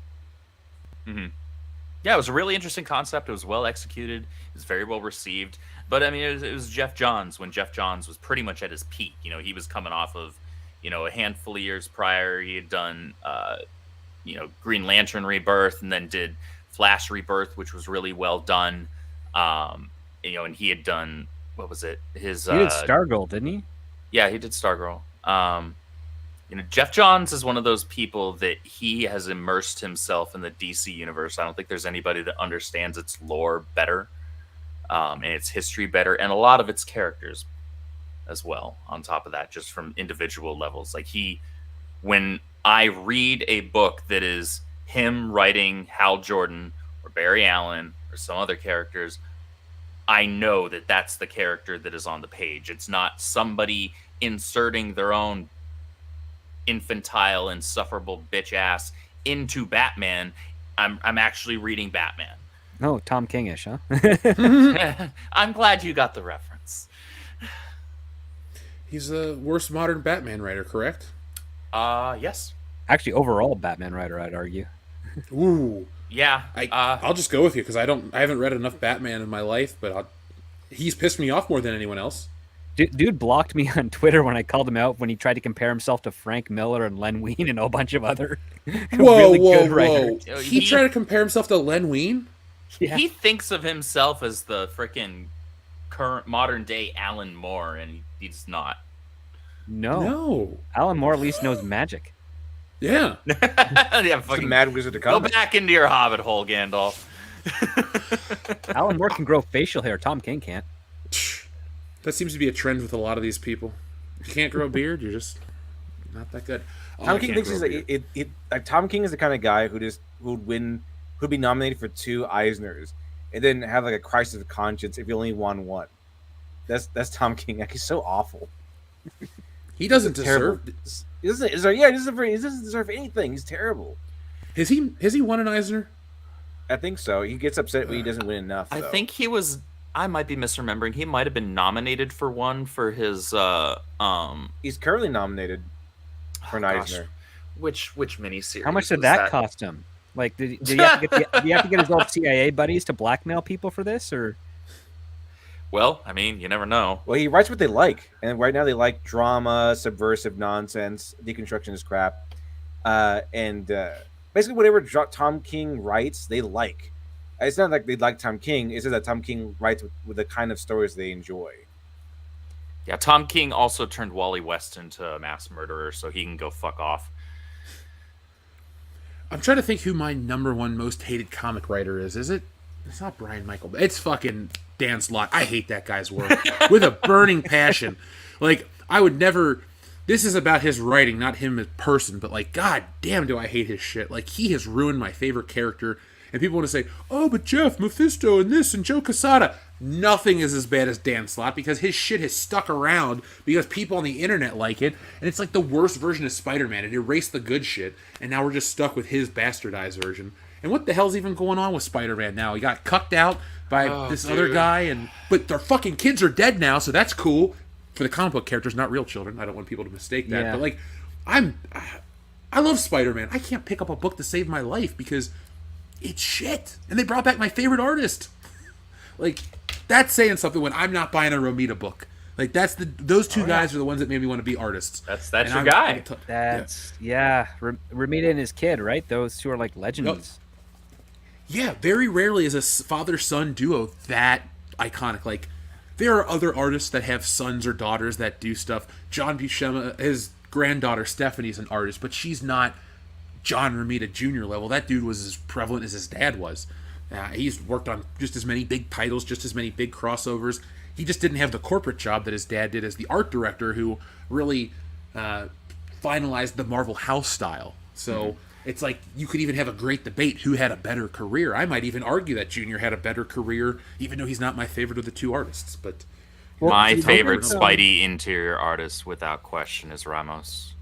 Was John Romita Sr. the one who realized that Spider-Man is best drawn when he's not in a position that normal people would be in? Like, he's always upside down or on an angle or doing something weird and kooky. Is that him, or am I conflating him with someone else? That's McFarlane. I was about to say, I think McFarlane. Oh, no, I think it's that. before McFarlane, though, because Well, Romita's the traditional, like, have you ever seen Spider-Man on a piece of material or a piece of merchandise where it's just like a very heroic Spider-Man swinging across the sky? That's usually Romita, yeah. Yeah, I mean, they still use his stuff on merchandise today. If you go into Target, you'll probably find a John Romita drawn Spider-Man t-shirt. Go into Hobby Lobby, a lot of those posters that they still print are of his work. He did but he was very adaptable too. That's the thing people don't ever give that guy credit for, is like, even during the Image era, when people are, they want the McFarlane style Spider-Man, he's like, all right, and he drew the video game cover for the X-Men Spider-Man game and kind of aped that style and did it well. So the dude was a chameleon in terms of art. Very few people that ever worked there were able to reach that level of talent. So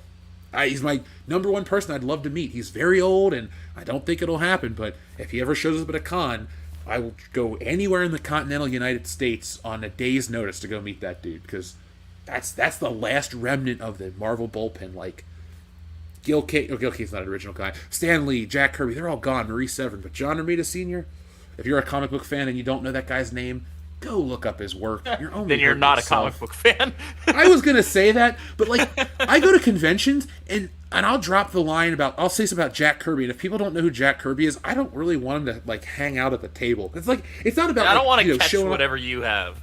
Yeah, it's like, look, you're there for anime and shit, and that's awesome. That's the point I wanted to make when we were talking about these properties that, don't stick around. Go into any store post-pandemic that's downsized. They may have gotten rid of most of their Marvel and Star Wars and all this shit, but they all have anime and manga sections that are just as big, if not bigger. That is the modern language that these kids are into. They don't care about American books. If Marvel and Marvel and DC were smart, they'd realize that their comics are for people that are probably mid to late 20s and older, because they've grown up with those books, and the younger audience likes manga and anime, and it's too late to try to win them back with making Spider-Man look like that or making these characters look like that. It's just a losing battle. Japan can give you Chainsaw Man and all this other random shit on a Friday. By Monday, it's popular in America, and you're 10 years behind Marvel and DC, so just stop.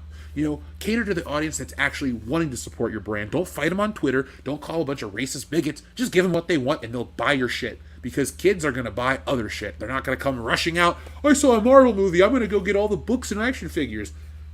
No. They'll get some toys because they're kids, but they're not going to buy the $500 statue because they don't have $500. We do. Yeah, well, the other part, too, that I always found fascinating, I think it was Dan DiDio was saying how even at the peak during like the Dark Knight and the Dark Knight Rises, they were selling more back catalog DC books than their current runs, if I'm not mistaken. I think he was the one that said that, or was Dan DiDio said that back in 2018 or 2019. He noticed that he took note that they were selling hand over fist more of their back issues, their trades, like their collected editions, as well as a lot of people were picking up I'm pretty sure they stopped doing this, but it was a really good idea when they were doing it. They were putting out these 100-page giants that were collections of various stories for a specific character or a specific team. So they were putting out a few of them a month, and they would have it'd be a 100-page giant Batman, and it would be like the first issue of several different runs of the character that you could jump into. So you would have the first issue from Hush, or the first issue from I'm trying to think of another specific storyline that was in there, but there'd be like 4 or 5 different storylines that would each start in this 100-page giant, and then the next month they would release number 2 of that Batman 100-page giant, and then they would have the second issue of each of those runs. And it was really brilliant. The things were only $5, and they were printed on more classical comic book paper, so it felt more like newsprint. It wasn't exactly newsprint, but you could tell it's like, okay, they printed these on the cheap, so they didn't have to spend that much. Not that they really put much effort into their paper stock anyway. If you've picked up a modern Marvel comic book, their paper stock is shit. Dude, when they switched for the covers and the interior pages to have the same paper, I was pissed. I was like, what the fuck is this? Yeah, what in the actual blue ass is this? Yeah, exactly. Yeah. I guess something to say on that as well. So I got myself a new copy of Watchmen, the hardcover, because we like hardcovers. Mm-hmm. This is Watchmen, one of the most legendary comic books or comic book graphic novels ever made. I got the hardbook cover, and I got it, put it on my bookshelf for a while. Took it down one day to start reading it. I accidentally pressed too hard on one of the pages, made a permanent indentation, and I just put it back. It's almost the paper quality that DC now uses on one of the most legendary graphic novels is just makes it almost unreadable. It's awful. Like I just think about how all the detractors of indie comics like saying, "Oh, these are all poor quality," but the thing is, all the paper that I have I've seen being used by indie creators that I have gotten are far superior in paper quality than what I'm getting from big name companies like DC and Marvel. Dude, it's like this paper thin prison grade nonsense. That's one of the top priorities for everything I put out, like Tits and Art and Stealing Solo, both editions. I printed from the same people that print DC stuff, like the higher end stuff. You know, I was more interested in putting out something that would physically last forever. I don't see that from Marvel and DC at all. It's like, even the Batman 89 book, which was a fairly nice book, or something else that I picked up, and it was like the non-glossy paper, which, again, I'm not that upset about, but I expected when I'm buying a premium Batman book that it would be the high-gloss pages. I mean, I bought many independent books that have the high-gloss stuff, and you go, oh, wow, this looks great. Why doesn't Batman look that good? Yeah. I mean, we all understand the economics. We know the real answer, but it's just, you shouldn't be in this not situation. Enough people are buying those books. Yeah. Thanks, Tom King. Yeah, thanks for doing that. And it's sad because, not to get on a Batman rant, but the guy that they followed up, they actually ended Tom King's run early. I think it was like 5 or something issues early. They booted him off, and James Tynion IV took over, and he actually had some good stuff. There was the trope of having to do a big old Joker takes over Gotham thing, because that's never happened before. However, outside of that, he did have a lot of really good grounded stuff with the character, and he took advantage of utilizing some of the characters that just don't get utilized nearly enough. It's like, what? Batman versus Deathstroke, even though Deathstroke is a Titans villain, is never not cool. Agreed. I feel like we were missing... We were feeling that we were missing that out on film, because it should have been Ben Affleck and was it Joe Matanga? Not Joe Matanga. That'd be a weird choice. Yeah, that's who. Flash Thompson from the first Spider-Man movie. He's Deathstroke now, so that would have been cool. Should have happened. Shit. It would have happened if people turned up in droves for the previous films. If Batman versus Superman was better, I would have seen it again, but it just wasn't. And I'm not going to go see a movie 5 times to, like, support it if it sucks. Like, you know, I saw the Mario Brothers movie twice because I thoroughly enjoyed it. Me and my buddy Enrique went and saw it a second time. We saw it the second time. And we were like kids in the theater. We're just having so much fun watching that damn movie. If anybody else can make a movie that makes me have that much fun, I'll go see it multiple times. I don't mind spending money for a movie ticket. Guardians was a good enough movie that I'm very happy to watch again on home video. But I don't think I'm ever going to go see it in theaters again. It was kind of depressing. Yeah. Yeah. I saw Jurassic World multiple times in theaters because I love all the Jurassic films, sans Jurassic Park 3. I try not to think about that movie, even though I can quote it front to back because I didn't own many DVDs growing up, but the Jurassic Park trilogy was one of them, and so I can follow along with literally every single line in all 3 of those movies. It's good. I would just marathon them almost daily. I got tons of movies like that too. I mean, they're not called guilty pleasures. They're called guilty pleasures for a reason. So, Indeed. But Jurassic Park 3, man, I saw that movie once, and that was enough. You saw it more times than most people needed to. Yeah, thank you, Kathleen Kennedy, for the talking dinosaur and all that other bullshit you gave us. Let's check in with a few more of these audience members, and then we'll get back to our discussion, even though we kind of haven't stopped.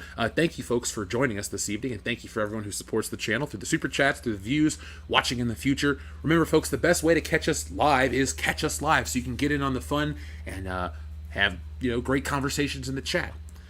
Jun Wong says, Aragorn was a descendant from elves? Oh my god, that makes so much more sense now. I always thought it was weird for Arwen to love him, like a woman loving Harambe. Wow. I'm... Okay. I'm back in the land of Harambe, so I'll talk about that. Ouch. That's all I have to say about it. Like I always tell people, the internet made that story a much bigger deal because it happened here, and like everyone's like, "Oh, it's terrible," and then it went away, and then the internet blew up, and everyone's like talking about it again. It was like maybe like 4 or 5 days, but it still wasn't, it came back to hit us. Right. And then all the never forget shit. I'm waiting for somebody. Maybe I'm an artist. I should do it, but I'm not into vandalism. You remember that scene in Spider-Man: Far From Home where he talks about I see him everywhere I go, and it's Spider-Man looking at that mural of Iron Man on the wall. Oh. I want to do one of those for Harambe downtown. Somebody would like it. I hate that movie. I don't plan on watching it ever again. Not to sound like that guy. This movie sucks. I ain't watching it anymore. I paid to see it. I gave it a shot. I reviewed it. I'm done. That's the end of it. It was a missed opportunity for that character and what was going on there. Yeah. It was Degrassi Spider-Man edition. Is what that movie was. Like, I understand the whole the social element of Spider-Man. Believe me, I'm gonna understand it better than 90% of the people out there. But even that was a stretch too much because there was like a definite line where it's like when he puts on the costume, he goes out and he has his superheroing adventures. Now they bring all the sidekicks along with him. It's like it used to be nobody knew his secret identity. Then one person knew his secret identity. Now it's like his best friend, his girlfriend, his aunt, the fucking driver, the lady at the donut shop. It's like everybody knows who he is. Where's the secret identity? Where's the actual elements of the character? To me, Spider-Man's secret identity is important as any other aspect of his character, including his appearance, his character traits, his costume. It's all about the dichotomy, not making it fun. It's a fucking struggle. It's a guilt complex he has. He's got to do it because he feels guilty his Uncle Ben died, not because it's a fun thing to be a superhero. I'm going to get all the girls. Like, no. Peter Parker was slick enough. He to learned get girls that as he lesson. got older. Yeah, as he lost one of them. Yeah. Poor Gwen. Yeah, well, that was part of Marvel's mistake is that they decided to abandon the concept of the secret identity because, one, Robert Downey Jr. thought it would be interesting to explore Iron Man just not having a secret identity. But for some strange reason, the rest of the Marvel story group and crew were like, well, we don't need secret identities for anyone. Black Widow doesn't have to have a secret identity. Hawkeye doesn't have to have a secret identity. Captain America doesn't have to have a secret identity. It's like, well, these characters kind of do to a degree. Captain America, Hawkeye especially. Usually help for good guys to have a secret identity. Oddly enough, it still happens. It is still required today. Like it's if you want to speak out against the narrative, and the corporation people types. Well, then it does have to have a secret identity. Yeah, they got to be anonymous. Yeah. I have to have a secret identity, or after the strike, I will never work in Hollywood ever again. Exactly. So I mean, some people, if you have an actual job, you need a secret identity, because if you don't, they will definitely either lie about you or try to smear you. That's like move one of the weirdo SJW types on Twitter is to just get you fired from your job. That's like move number one, and then they go after your bank account, and then they go after like everything else, your family, friend. If you have any kids, they'll harass them on Xbox or whatever. But move one is usually get you fired. It's not. It's those people are the worst, man. It's like they want to call people all these terrible names, but they go out of this way and act crazy. It's not good for anyone. Enrique Vasquez says, "Hail to the High Council. Can I get another one?" Of course you can. Folks, here's one of our newer buttons. Join us on Thursdays for new buttons. Hopefully someone requests the Mad Max button. That's always a fun one.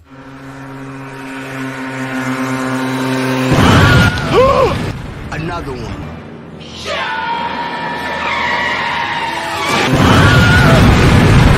Another one.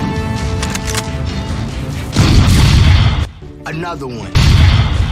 Another one. Another one.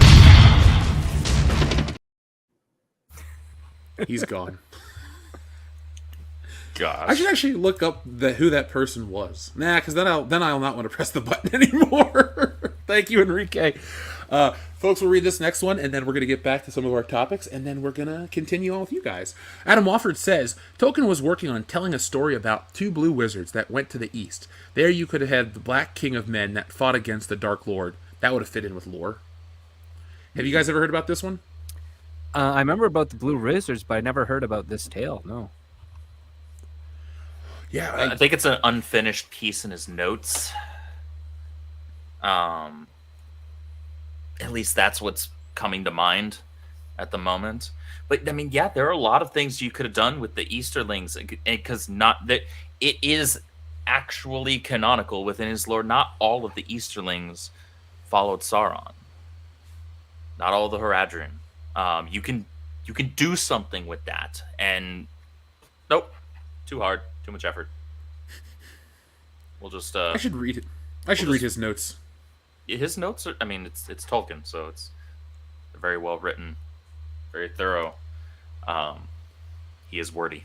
That I do know, because the only book of his that I've actually read is The Hobbit. We had to read it in the 8th grade, so that was my first experience. But we were already on, what, Two Towers had come out? Yeah, That was the year Two Towers came out when we had to read that, so... it is what it is. I'm just a little late to the party. That's why we don't cover it as much all the time, but I'll learn more. Believe me, I'm always down to check out classic literature. It definitely falls in line with classic literature at this point. Absolutely. All right, one more, because this is actually a really funny transition. Hear me out. James Marshall in Air Force One is actually Mutt Williams after he realized his name was stupid. President Marshall did get a Medal of Honor in Vietnam. Wow. I love Air Force One. It's not a guilty pleasure movie. It's just a movie I enjoy. I got it on 4K, and I should watch it soon. I got to get all my stuff unpacked, but did you guys... Well, I don't want to spoil it for anyone out there, but yeah, Mutt Williams is a Vietnam vet and stuff. So, yeah, this fits perfectly, TLJ Screwjob. So, I don't know what else to say besides I like Air Force One without going into an Indiana Jones 5 tangent.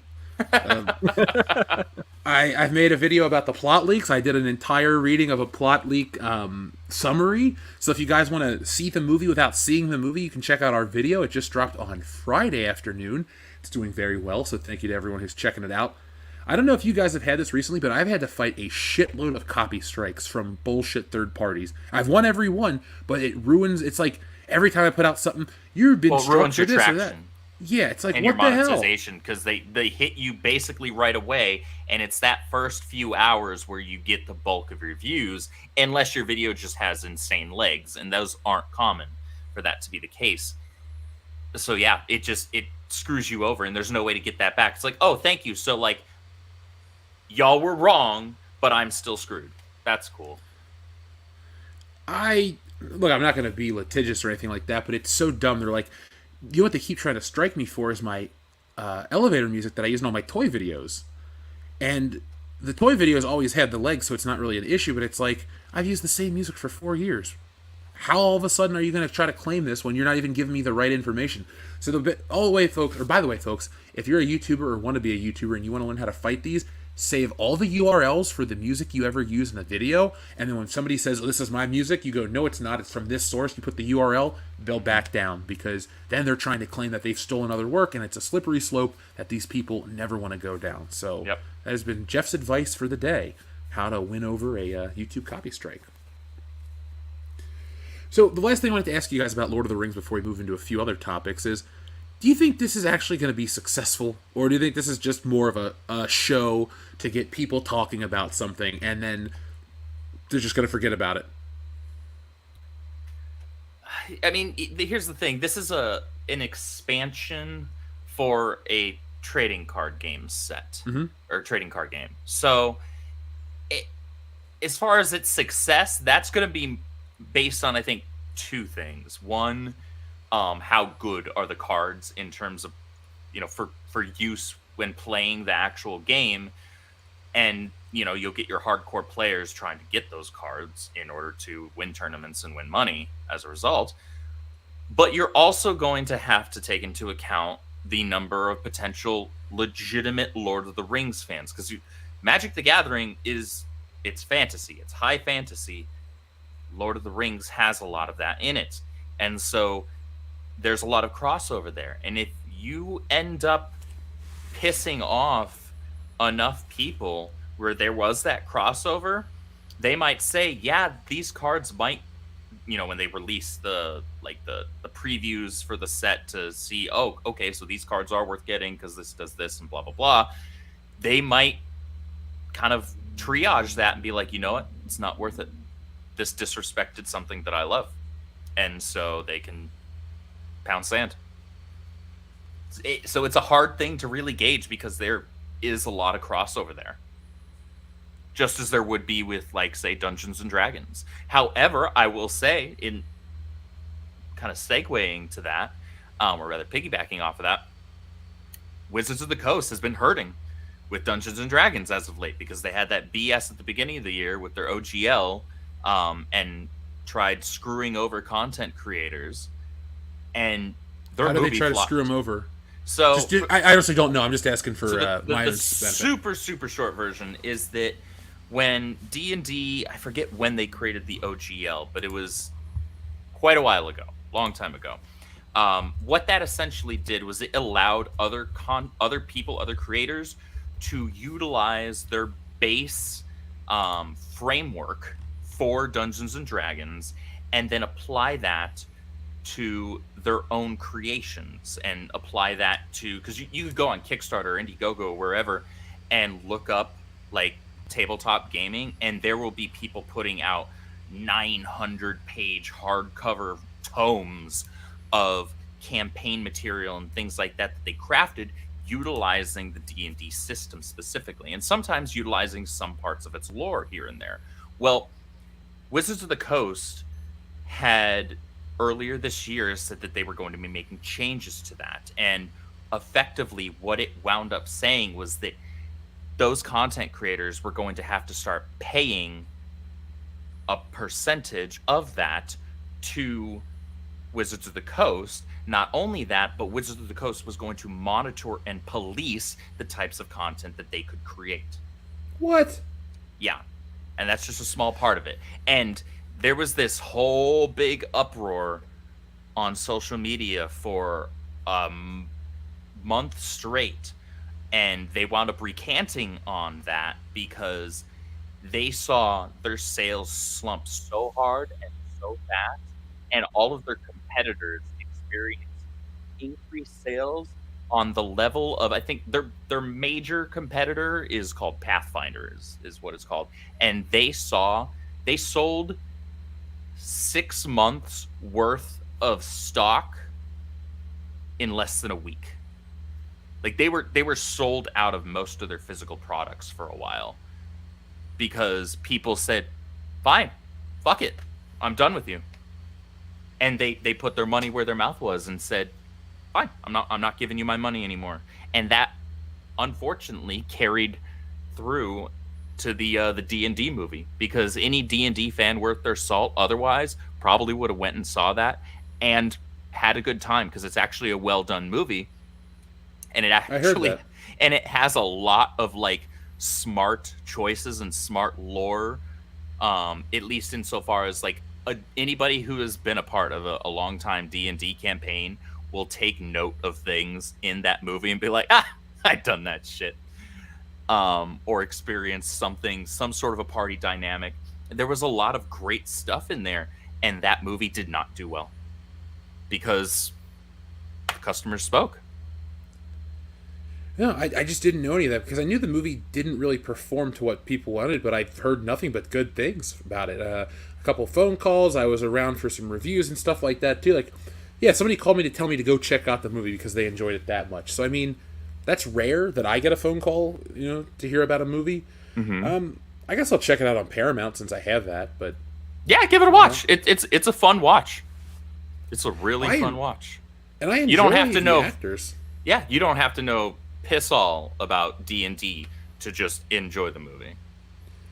I definitely want to learn more, folks. I'm working on a new series now that I'm back in the Midwest on me learning some games, some tabletop stuff. I have a couple experts that want to teach me, so we're going to document that for fun. That way you guys can come check it out and go on the journey with me, and then maybe we can all play together one day. We'll do a large-scale online one.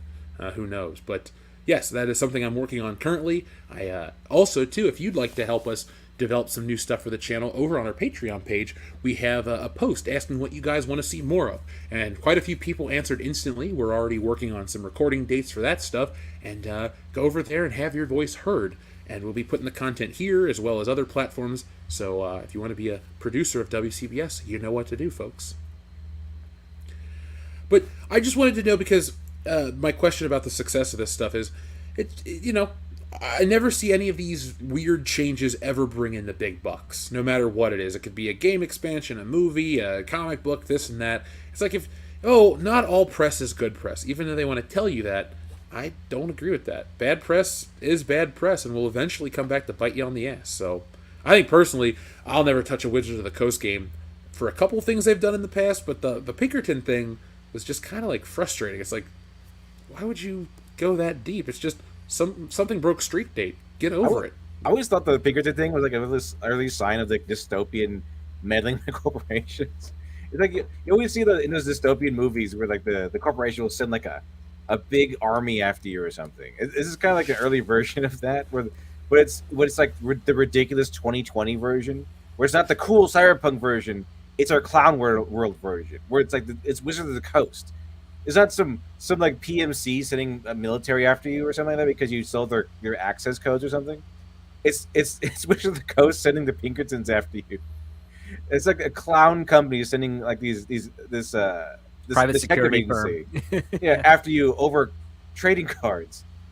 So it can't even be the cool version of dystopia. It has to be this clown world version of it. You know what it does? It sounds like a gimmick you would see in an episode of the Venture Brothers. Yeah, it would be. It's this weird, like almost parody version of real life version of it.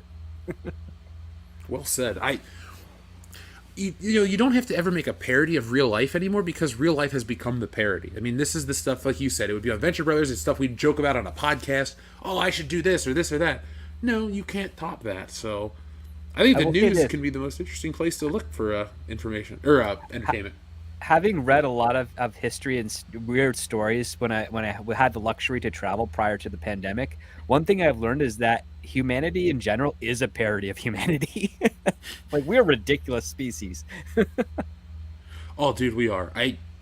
More than once a week I say truth is stranger than fiction to like somebody in the real world, not on the internet, because it is. It's like you turn on the news, this shit happens, that shit happens. You're like, really? This just seems made up. Like if you want to talk simulation theory, I'll start to believe it because I feel like the computer that controls everything got a virus, and now everything's just dumber and it's breaking down in front of our eyes. That's one of my favorite internet rabbit holes, but I'm not going to get into internet rabbit holes. I should do a podcast on that later.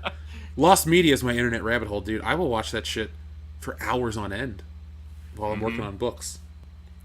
Folks in the chat, let me know your internet rabbit holes and tell us why it's WCBS.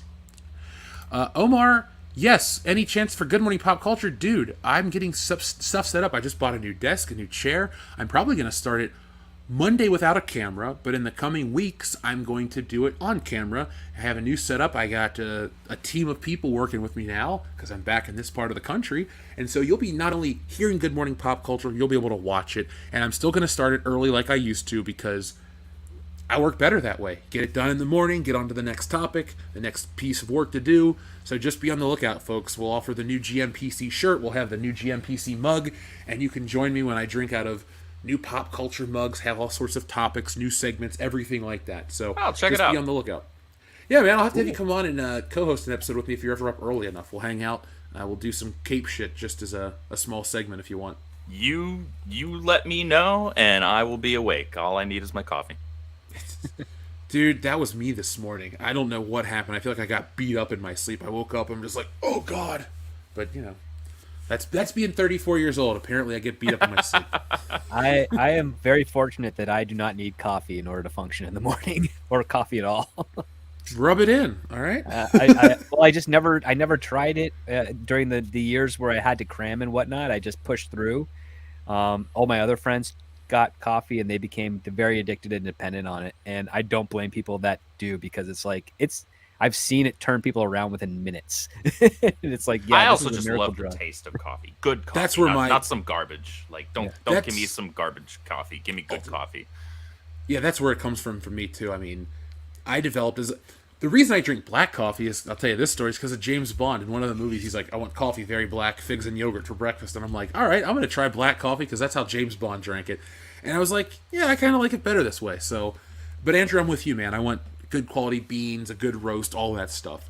Kind of like beer. I'm not like a beer snob or a coffee snob, but I'm not going to, like, before any of this business shit, I wasn't drinking Bud Light because it's Bud Light. And the same thing, like, with coffee. I'm not going to just drink the same Burger reason you King wouldn't coffee. drink out of a urinal. That's, Yeah. same difference. I've seen somebody drink out of a urinal once, but I'm not going to tell that story on air. It was just a dare at a bar. I didn't even know the person. So, is there anything else you guys want to bring up about Lord of the Rings? Have we covered pretty much everything I had mentioned off air? Because we talked about the character traits, we talked about the importance, we talked about appearance being as important as other traits. Is there anything else you guys want to touch on? We didn't go too much into that, but I do want to just touch on this, and I tweeted about this earlier this afternoon because having seen so much of this over the last few days and also the last few years as well. When people try to make this argument for these changes that are made to existing characters, well-established characters, so the appearance doesn't matter. And I mentioned earlier, okay, well then why do you think it needs to be changed to begin with? But the fact of the matter is, if a character was designed a specific way by their creator, that's the character. And I'm sorry, that's part of their iconography.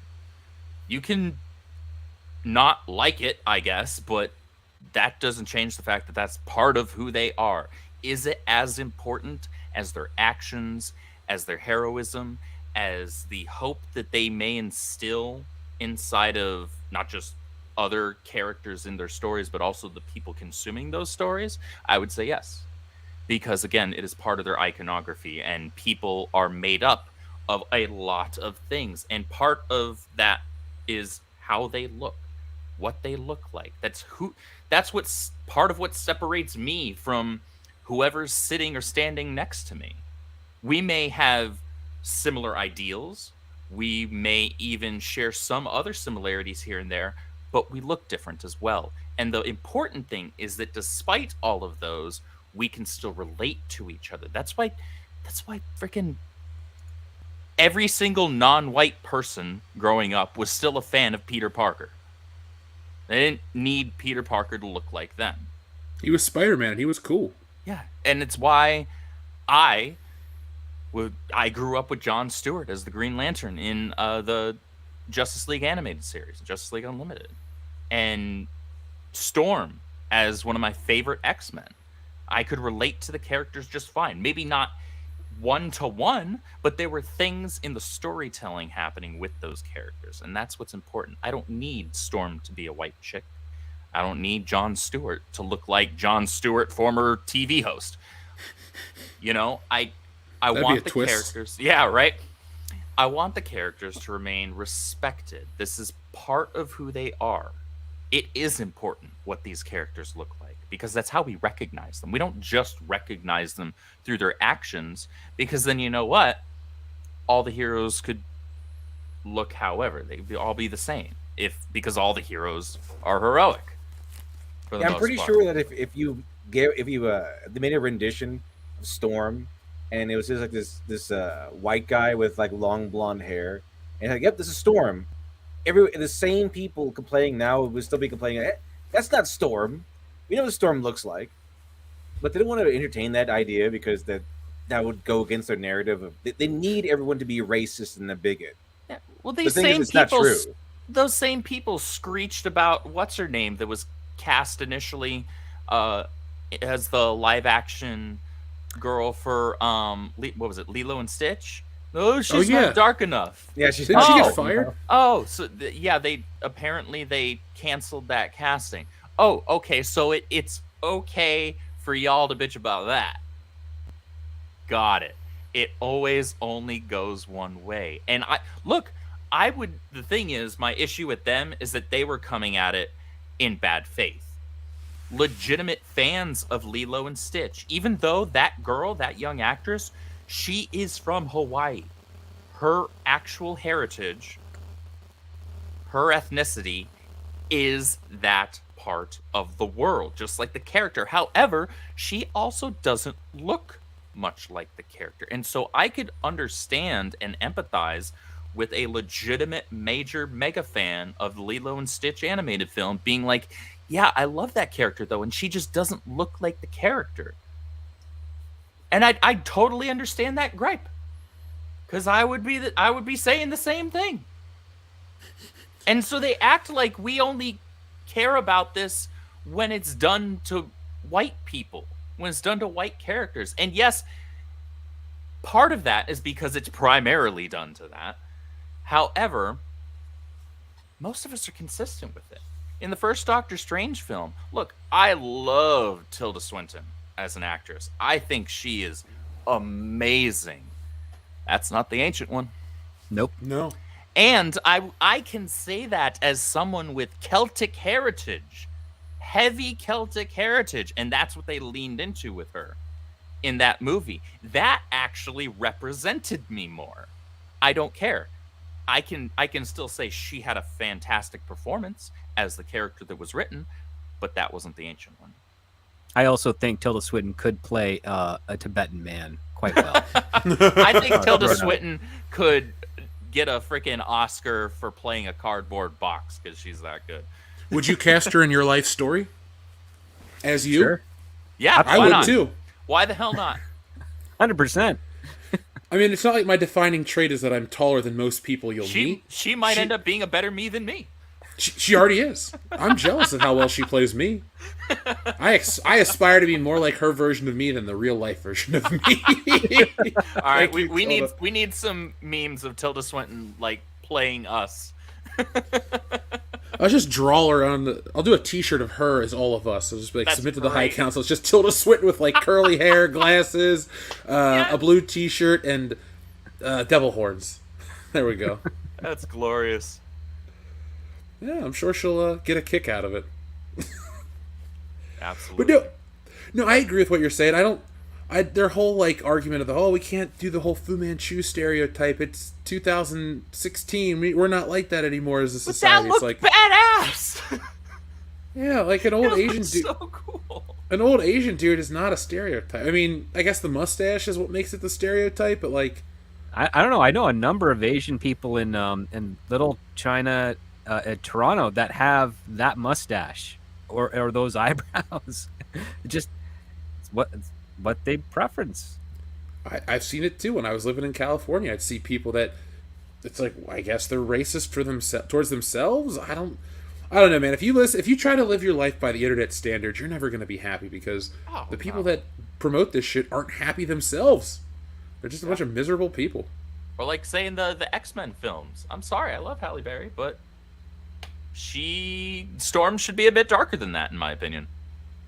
And she should also look physically more imposing than Halle Berry. So I do think if you're playing a superhero, like be like Henry Cavill, get the physique. Hell, even Tobey Maguire, for as much as people want to talk shit at some point in time about his portrayal of Spider-Man, the first movie he got in shape for it.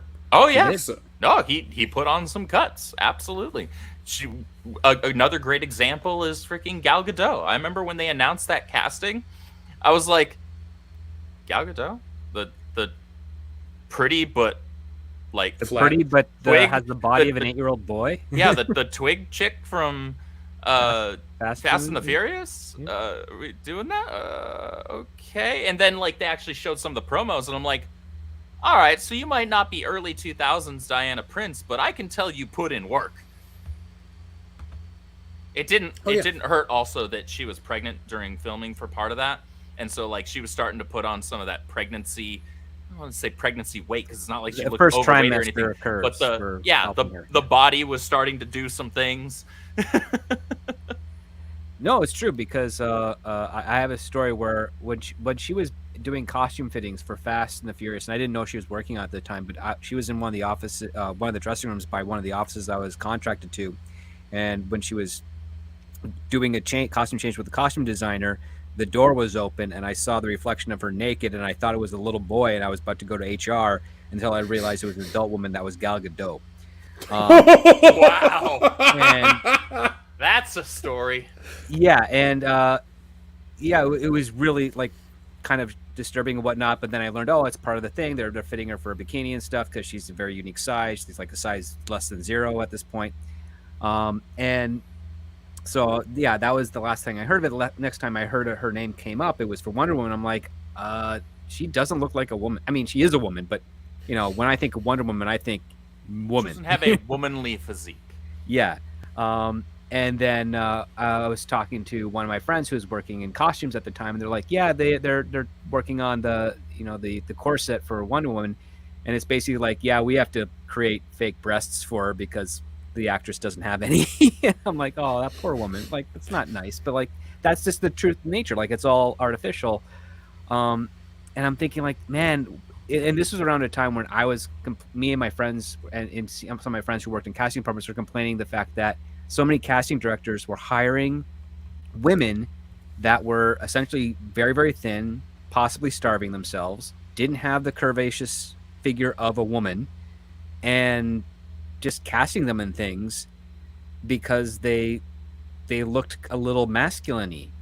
And it was like weird because I'm like, I was writing monologues for actors who were filming their own reels and creating their own demos to send out to people. And the actors that I were writing for, they were like really attractive, very insecure, but like gorgeous. Like they had shapely curves. They were not overweight. Like I think the heaviest one I met was like 135 pounds, but she was 6'1". Oh, whoa! Shit. And yeah, like supermodel appearance and looks, but not like Cindy Crawford level supermodel, not the sticks that we see on the runways at the time. And I was gonna say they don't put sticks on the runways anymore. And she retired because she just hated the grind and the fact that listen, very tall women don't make it in Hollywood because there's not a lot of tall men to the opposite of. And Apple crates may be cheap, but the higher you have to put an actor on it, the more you risk them falling over and breaking something. So they kind of like women of a more average height between 5 feet and 5'6". Yeah, it's not great, but it is what it is. But regardless, it's like I would encounter a lot of these women that were just absolutely gorgeous, and you'd figure they would be getting roles. I mean, they would have 10, 15 years earlier, but they were all gravitating towards these women that had bodies like Gal Gadot or Zendaya or something where they're just frail looking. And where they're just heads on sticks. Yeah. You're reminded of like kitchen appliances when looking at them. It's like, oh, that you look like you remind me of a ladle. But there's not much there in terms of the figure. Yeah. It was just weird, and it seems to have been running through the course currently, like right now. I mean, I remember the comments that Emilia Clarke was getting when the reshot pilot of Game of Thrones debuted, and some people were saying, "Oh, she's a little chunky and heavy." Now I'm looking at her like, I think she's gorgeous. I think she's. Yeah, I don't understand that argument at all. How do you get that? Yeah, and it was just nuts. It's like I think it was really just a bad idea because again, culture and society and art are kind of reciprocal in nature, and I feel like it was just some sort of angle from Hollywood at the time to try and promote less feminine looking women and to try and influence society. And I was really against it personally because I'm like, I think women should be women. They should embrace the bodies that they have, work for the bodies that they want, and not try to acquiesce to this controversial underweight looking lifestyle. I noticed that. I obviously noticed that trend in entertainment like you do, but I noticed that as well. Like in comics, that bothered me because it was always like they make them more manly. I know Captain Marvel went through that change, but like across the board, it was like when I was in school, I remember because I took a class on comic books. They were talking about do's and don'ts, and they're like, "Yeah, don't overdo feminine features, this and that." I'm like, that literally goes against everything every art book teaches you because you're supposed to amplify. Art is supposed to be an idealized version of reality.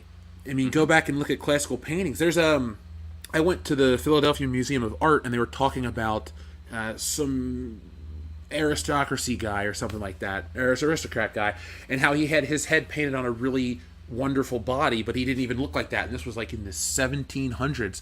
So like even then, art is just supposed to sell a certain fantasy, and trying to make everything dumbed down and realistic is just boring to look at. You don't pick up a book to look at a dude that looks like you as Batman. You look at Batman because Batman's cool. Same with the women. Same with anything. It's not just comic books. It's any movie. They make idealize the average. Yeah, idealize, and that's the beauty of it. I think it's supposed to be like that.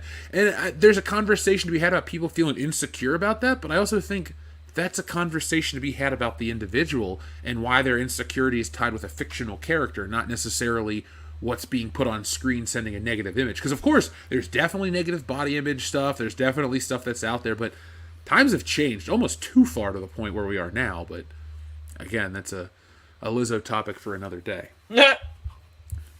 Dude, I don't even have any issue with the way she looks. I'm just tired of seeing her everywhere I go. I don't know any of her music. I don't give a shit. She's just some celebrity that's always thrown in my face every single day. And I'm tired of it. Hard to miss. Very, very true. God. You're referring to Lizzo? I think she's only being shown in one place, but she's so big you kind of get the illusion that you see her everywhere. Oh. Dude, well, I mean, I would say it seems like everything revolves around Lizzo, but I do believe she probably has her own gravitational pull. People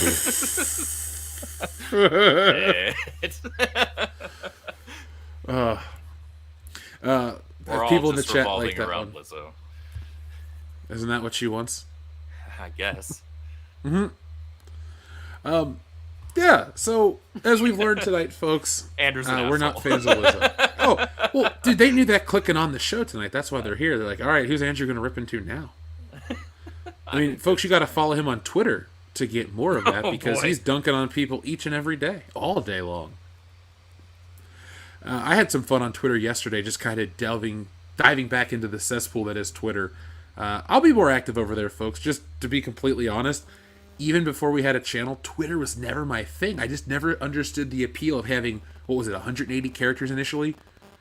Like, yeah. Like, you need more to get your point across and all this. And now I'm just like, oh, that's what people want. Just minimal shit so they can just scroll by it. So, all right, cool, whatever. I'm not here to, try to course correct that. Just be a part of the fun. Mr. Julian says Lizzo's ego matches her weight. The new beauty standard, my ass. Hey, you gotta love what they want to push on us out in the. It's not just Hollywood; it's anywhere really. Whoever controls everything, like, yeah, this is the standard. The tastemakers, if you will. Is it though? I don't tend They're to like always most wrong. of the That's the things. thing. The tastemakers are always wrong. They're like those weird bohemian people that are trying to tell you what real art is, and you're like, no, that's not a shoe. That looks like a pear. I'm not interested in your reinterpretation or your this or your that. I mean, like I said, I don't ever really want to dunk on real people or make people feel bad because that's not what my goal is, but you tastemakers suck. Just flat out. Like, show us something cool. Yeah. Yeah, Like, I mean, I've been to a handful of those fashion designer runways where you see people wearing clothes that you're like, no one's ever going to wear this in public, nor are they going to wear this in private. Like, maybe they'll wear it at the Met Gala, but how do you make a business off of that? I never understood it. It's like you charge $15,000 for one dress. Yeah. I remember like that one time where Jared Leto came in with this weird outrageous outfit, including a head of himself that he carried around. Like, that's good for one picture. What do you do with the head afterwards? Where does it go? Well, he has a It goes coat, home so with I'm him. assuming it's over there somewhere. Like, it's just funny to me that he like, I posted this picture. Isn't it interesting that I'm carrying my own head? And then picturing him having to deal with that for the rest of the night was just hilarious to me. So I did like that. I did like that outfit. Yeah. Ezra Miller did the same thing with all of his eyes and like a copy of his face and whatnot. If at the Met Gala when he was allowed to go outside. It really feels like their version of Halloween, or like the Hunger Games. Yes, I would say that's the. It's the worst of both worlds. Yeah.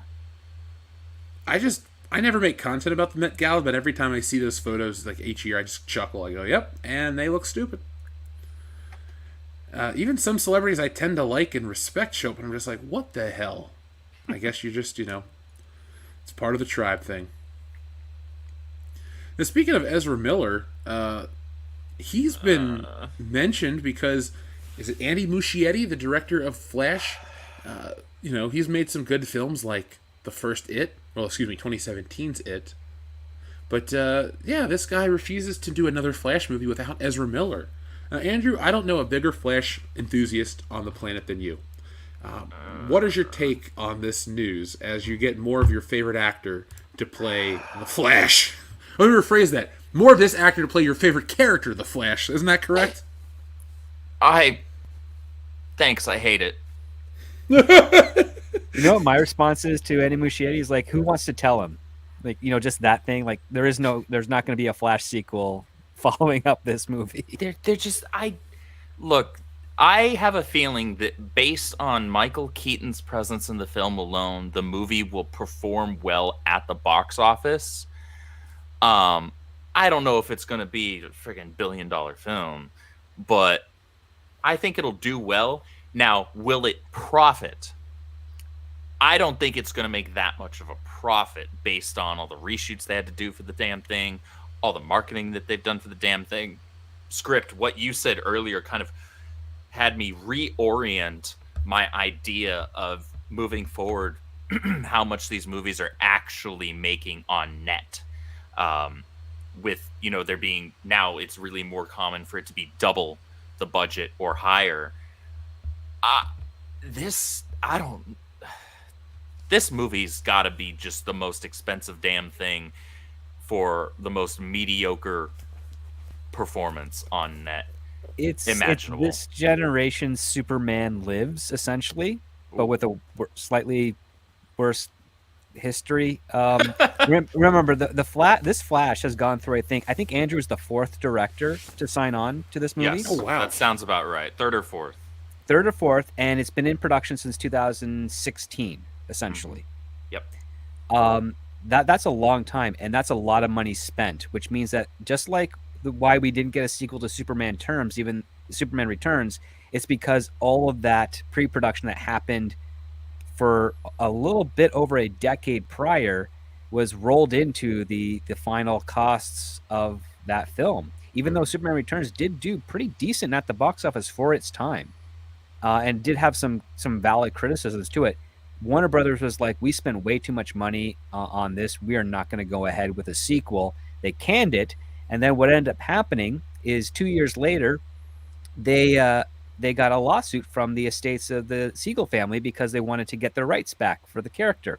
Right. And they realized they had to make another Superman movie if they wanted to retain that. So they ended up rushing in Man of Steel as a result. Where if they just said, you know what, okay, we took the loss on this. It has some mixed reviews, but it did, do well enough in that if we were to make a sequel and hedge our bets that we're going to make maybe the same or maybe possibly a little bit more, we'll actually see a profit. They would have had no problem, and we never would have had what essentially became the Snyderverse. But that didn't happen. And I would have the loved Flash to is kind of like going to be the same same way. Yeah. I don't know how out of touch you have to be to have seen everything that has gone on around this man and say, yeah, I think that the only way I'm going to do a sequel to this movie is if we keep Ezra Miller. I'm not recasting. It sounds like a resignation to me. That, in my opinion, like it sounds like may as saying, well I don't want to come back. Like, who knows? Maybe that's kind of his indirect sideways way of saying that. But it's really mind-boggling to me because nobody is going to see this movie for Ezra Miller. Nobody with their head screwed on right. because he's not a standout actor. He can't hold a big budget film like that. There's just no way. I've seen his screen presence. It sucks.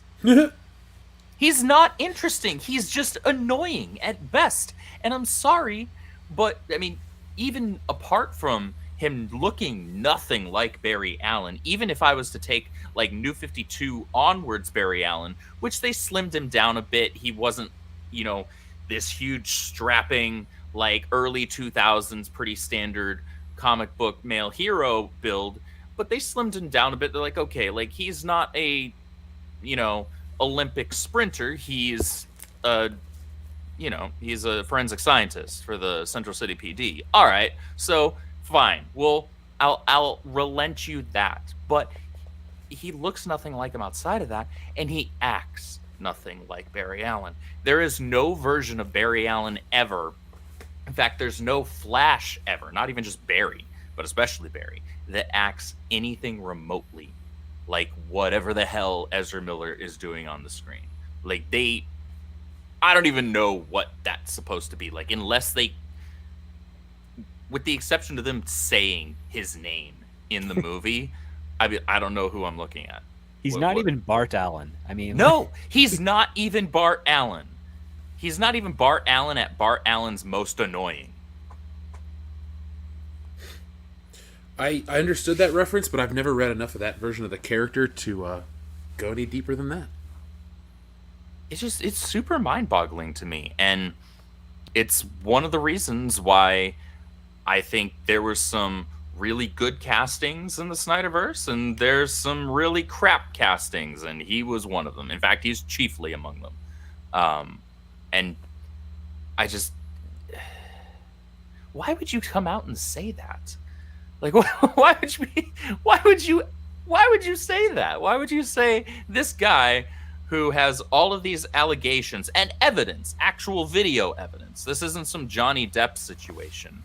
No, we watched him choke slam a bitch. All right, we saw that. We all saw we also it. saw him get arrested outside of a bar in Hawaii. Yeah, we saw a lot of this. We saw and heard numerous complaints and accusations. Didn't he break into a hotel and steal someone's passport? He did do that. He also broke into a neighbor's home and stole some alcohol, among other things. It's just asinine that you would back that. This isn't a situation, again, like, say, Johnny Depp, however you feel about the guy for his own past, but this isn't like an Amber Heard and Johnny Depp situation where a mere accusation, ruins an individual's career. This is, there's evidence. We've seen it. It's not just one person's word against another. It's on video. And so to back that up and say, yeah, this is our man. This is the guy we're going with. Hell or high water. I'm not recasting. That is insane to me. It just seems like like you said, it sounds like a resignation or like a very, I don't want to say political move, but in terms of like the politics of business, that kind of thing. It's like, oh, we're going to stand by this actor as it's coming out. We're going to keep building it up. And then they'll quietly never mention him again. Pretty much. I mean, that's the nature of the game. The last thing Warner Brothers needs right now is anyone who is involved with the film in any capacity to say something that could cause a detrimental reception of that film. Mm-hmm. So they'll all lie to say it's the greatest thing ever, to encourage audiences to go see it, just because that's how it is.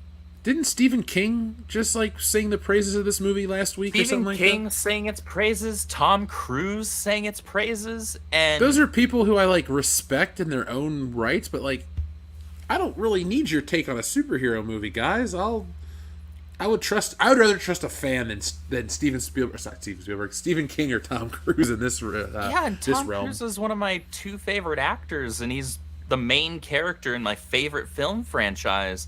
But even then, I remember reading that, and that was a few weeks back where that came out, that he said that it was actually what the movie industry needs right now. And I'm like, I don't believe you.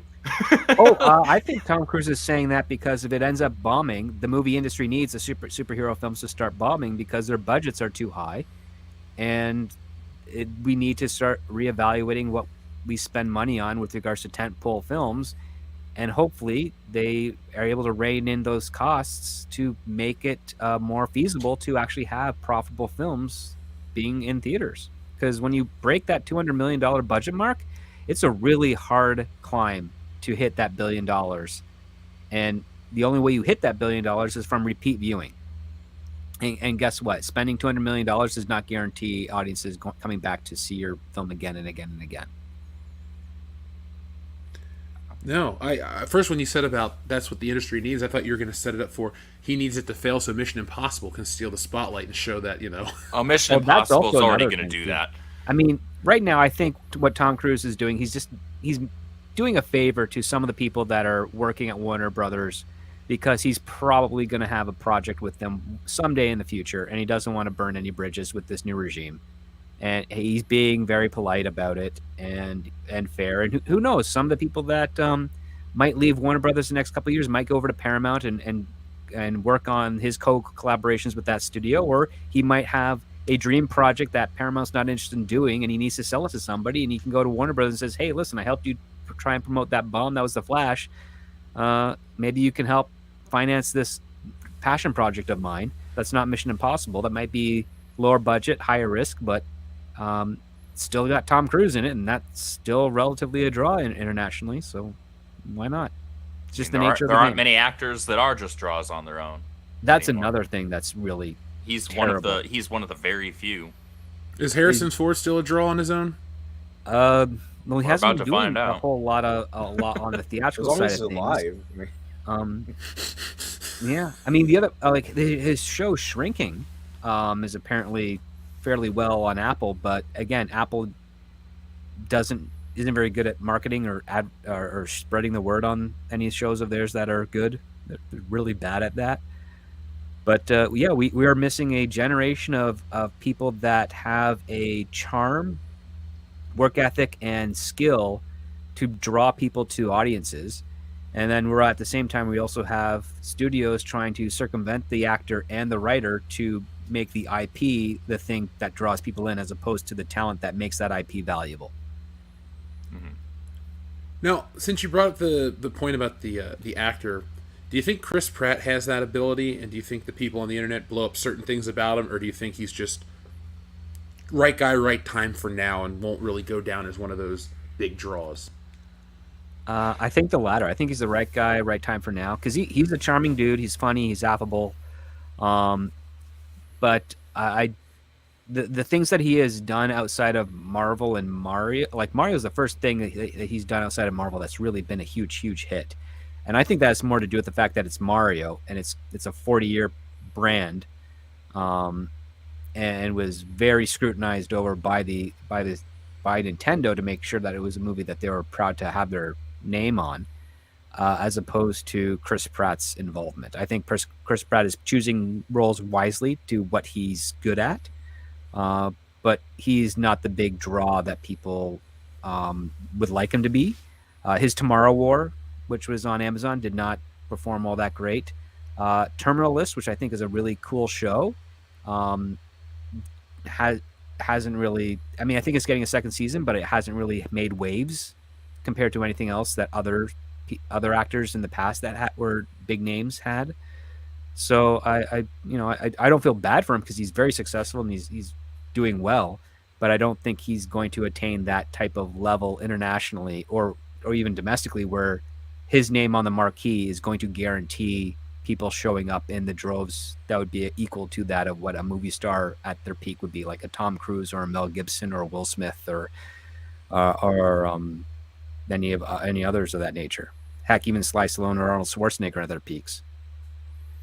Dude, Stallone, I think Stallone's kind of like wine. He gets better with age for me because it's like, yeah, as a kid, he was in some crappy movies. Especially, like, I grew up in the era of, like, and I like Demolition Man, but it was like Stop or My Mom Will Shoot, Judge Dredd, Cliffhanger, like his second-rate to third-rate movies. But nowadays, I think the stuff he's involved with, like Tulsa King, I give that show a thumbs up. And I didn't realize he was as decent of a writer as he is. I always just thought of him as more of the He started as meathead a writer. character. Yeah. Yeah, he wrote Rocky, right? Yeah. He wrote Rocky. He was writing in between stuff. If you haven't, I strongly recommend watching his acting performances in Death Race 2000. I have seen that movie. It's him and the guy from Kung Fu, whose name David Carradine. Fun movie, and that's the thing. Like, he's actually a really good writer. He beefed himself up for Rocky because he wanted to kind of get every opportunity he could with it to get it made, and he wanted to do both. And he's a really, really smart man. He's become a smart man because he has made a couple of dumb business decisions early on in his life. But I like the wisdom that he has. I like the fact that he's owned up to some of his own mistakes, and he's tried to reconcile that. And his kids have a podcast. I don't know if they're still doing it right now, but they were doing it a while ago. And he went on it to talk about all the personal issues that he went through before his kids were born and afterwards, and the way he was trying to better himself and the issues that he was facing and reconciling with the industry and all that stuff and how it changes. It's a great interview. I strongly recommend it. I just can't remember the name of the podcast, but I'm sure if you Google Sylvester Stallone's daughters, which they're beautiful, beautiful women, you'll find their podcast and the episode where he was on.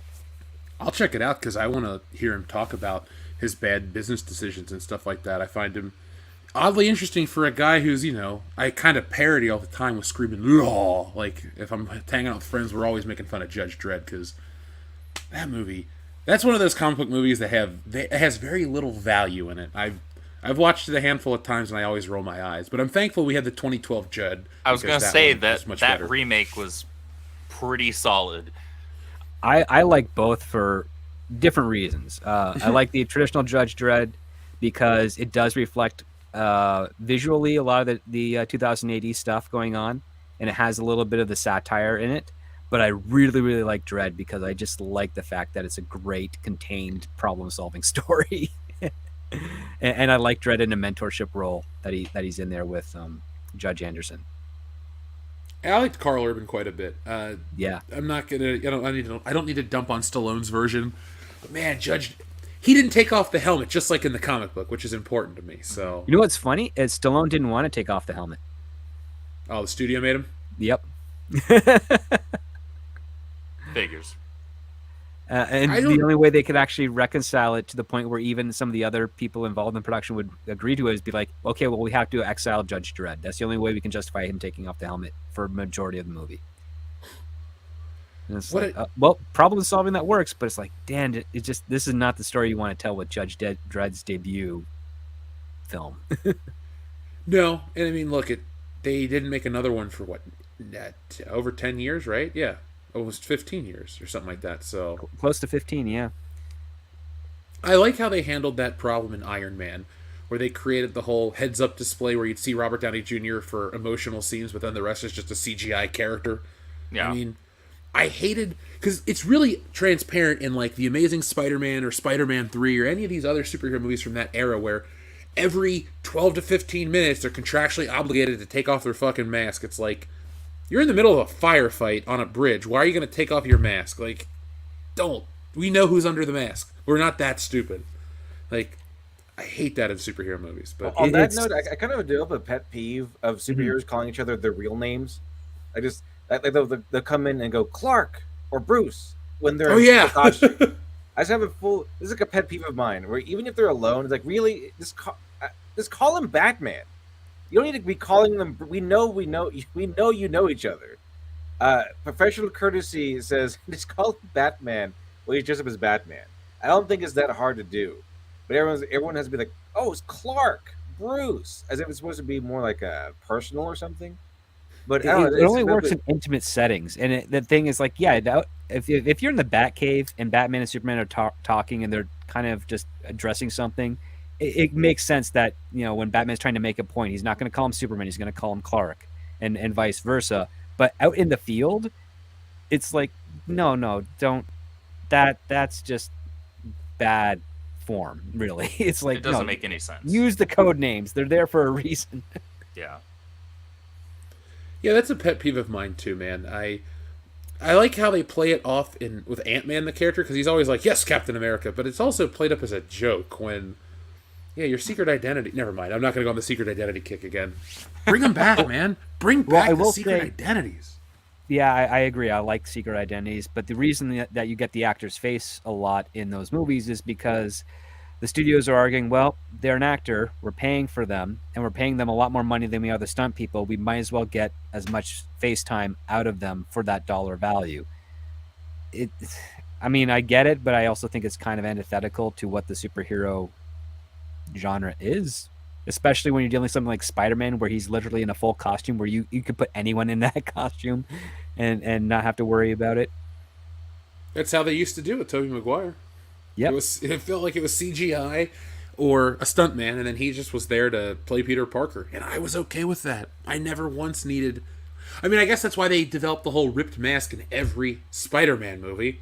It's like, oh, we gotta show that it's really Tobey Maguire. Let's have the Sandman beat his face into oblivion to rip off his mask. Or let's blow his face open. Or let's burn his mask like in Spider-Man 2. I love these movies. I'm not here to bitch about it. I don't know. It breaks the illusion for me a little bit because they always found a convenient way to do that. I'm like, just have him not wear a costume in this scene then. Fuck it. Put on a sweater, something else. It worked for the wrestling scene. So, what are we? Let's bring this up before we get rolling out too late, folks. But the Spider-Verse comes out this weekend, right? Did we, anyone excited for that one? Do you think it'll be a huge hit, or do you think it'll just be surprisingly underwhelming?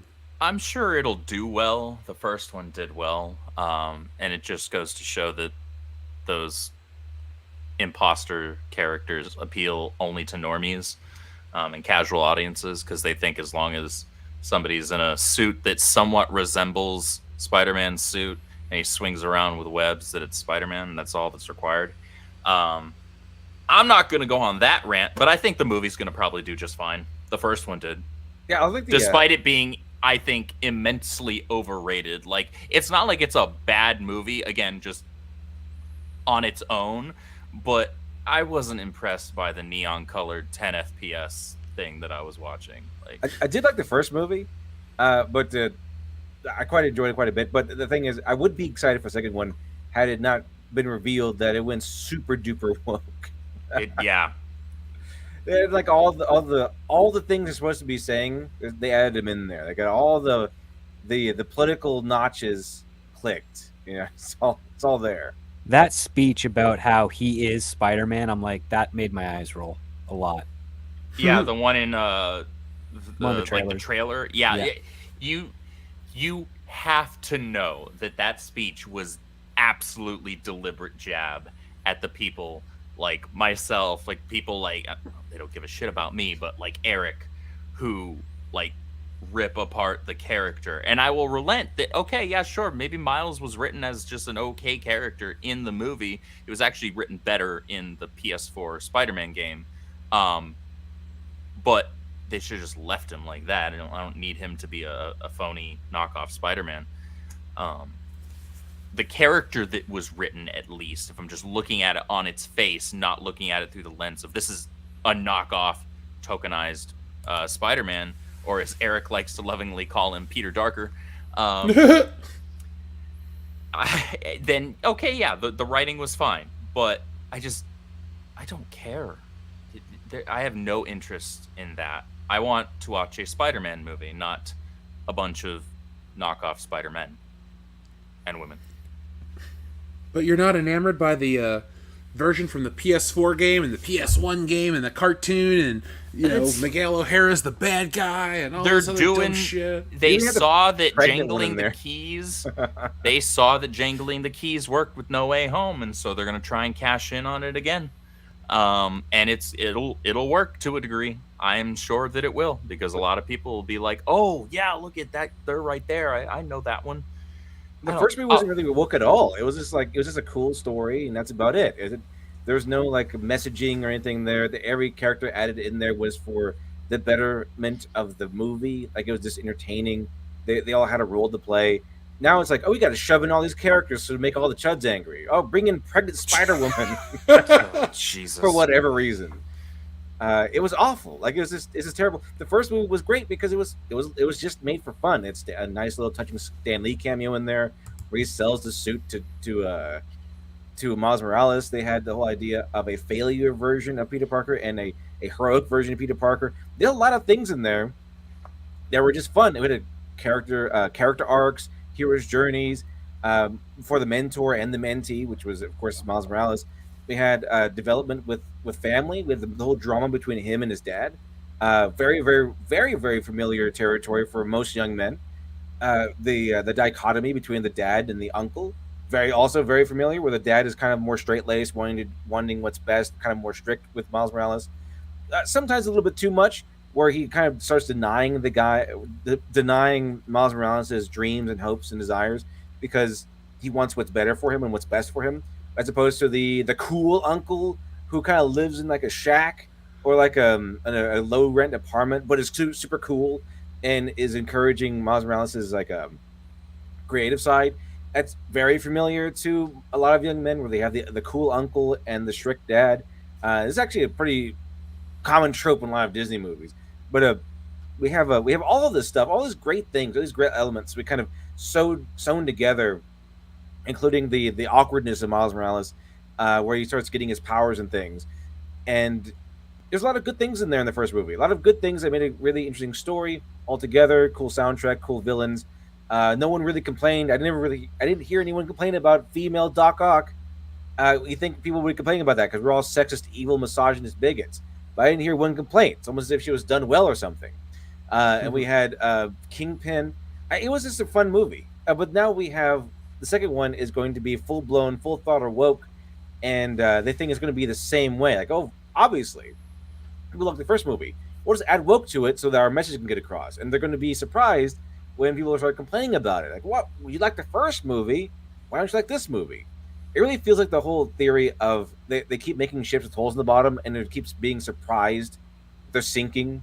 So they keep buying new ships, and like, oh, this ship floats. This ship floats. It's great. It'd be perfect. It floats. It's great. It's gonna make us a ton of money. It operates perfectly fine. Now let's put some holes in that. Let's one. put the holes in the bottom now. Why doesn't it still float? It's just missing one thing. Great, Lit. That's great. I love that. That's my favorite thing of the night right there. It's just missing the hole in the bottom. Let's just do that, and they're still surprised that it sinks. Like they don't learn. They have no idea how this goes. They're seeing water pour in and be like, how do we get this water out? We'll drill another hole. Right. Exactly. That's great. I love it. Hold on just a second. Hold the fort, Andrew, for just a second. Got you. I got you. Yeah, I'm glad you had a good time with the first one, Lit. Like, honestly, I'm not a Spider-Man fan, by the way. That's probably why. Fair enough, and that's totally fine. There are characters that I accept as there being multiple ones of at any given time, or characters that are actual or titles that are actually mantles. Fact is, not all of them are. In fact, very few truly work as mantles, and even fewer people actually deserve said mantle. Spider-Man is a singular character. That is not a character that title is a mantle. The only way you will get me to even remotely entertain the idea of the spider title being mantle or mantle adjacent is if we're talking Mayday or Anna May Parker. Those the only options that you get, and both of which are Peter's daughters. Just depends on which universe we're talking about here. Anna May, Mayday Parker being the one from Spider Girl back in the 90s. We had late that 90s. Yep. Yeah, and there was some fun stuff with that, sure. Yep. But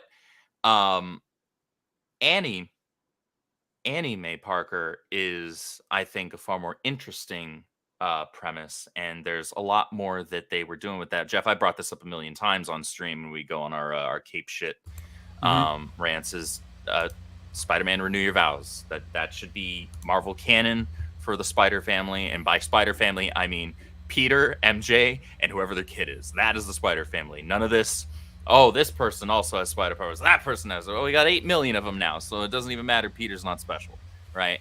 That bothers me. It really dilutes the character. Whether you are doing an alternate universe that the character's name is Peter Parker, but he's different, or you got somebody like Miles, or I know a lot of people liked him in the 90s. He never caught on with me. Miguel O'Hara. I'm sorry. The 2099 stuff just never interested me to begin with. He's got a cool suit. I'll give him that. But shoot, so does Miles. There are other things that do work as mantles. Things like Green Lantern. Outside of Alan Scott, who is not a Green Lantern Corps member, his powers are magic-based. We're talking about the Green Lantern Corps. Mantle is literally written and built into that thing's lore. And having multiple lanterns makes sense. Even having multiple lanterns in the Earth sector, 2184, that even makes sense because of all the shit that happens in our sector. So yeah, it makes sense to have both Jon Stewart and Hal Jordan, because you know what? One can be helping out the Justice League, the other one can be with the Corps. And they could swap places or vice versa. Whatever you want to do with that, that works. The Flashes work. That's built into the lore. Even if it's retroactively, it works and it serves to solve a lot of problems. And then things like the Robins. The Robins are a perfect usage of a mantle, because the Robin title in and of itself is just a training ground. It's like being a youngling.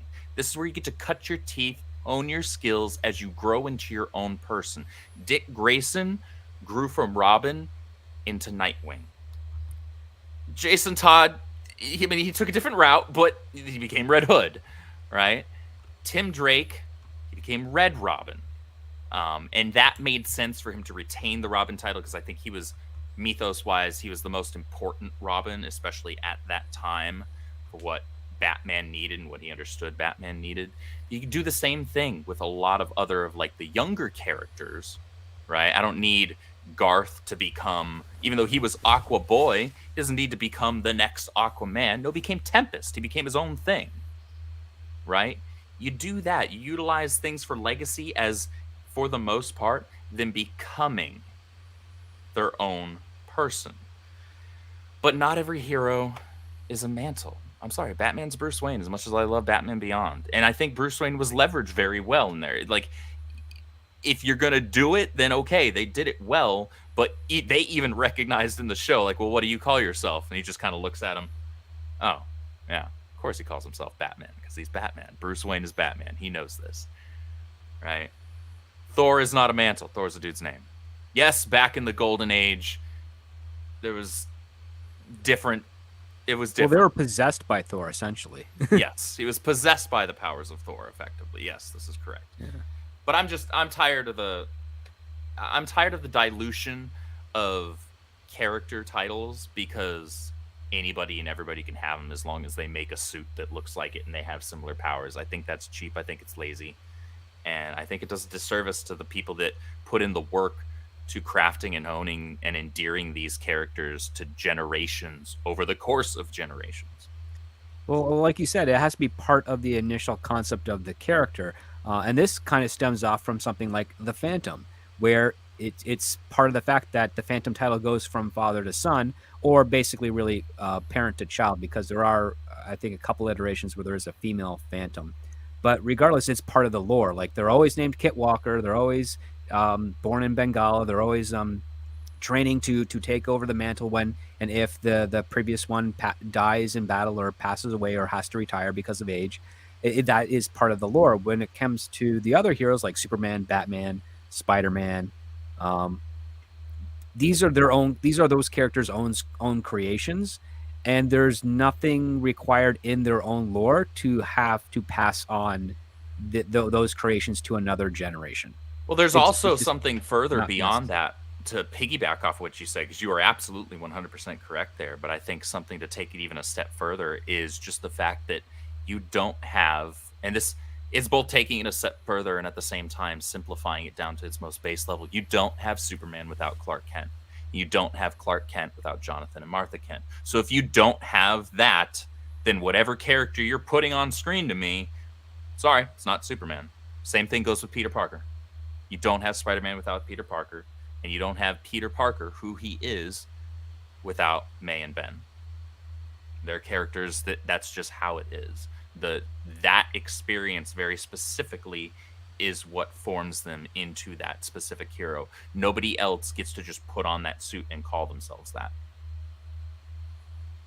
I agree.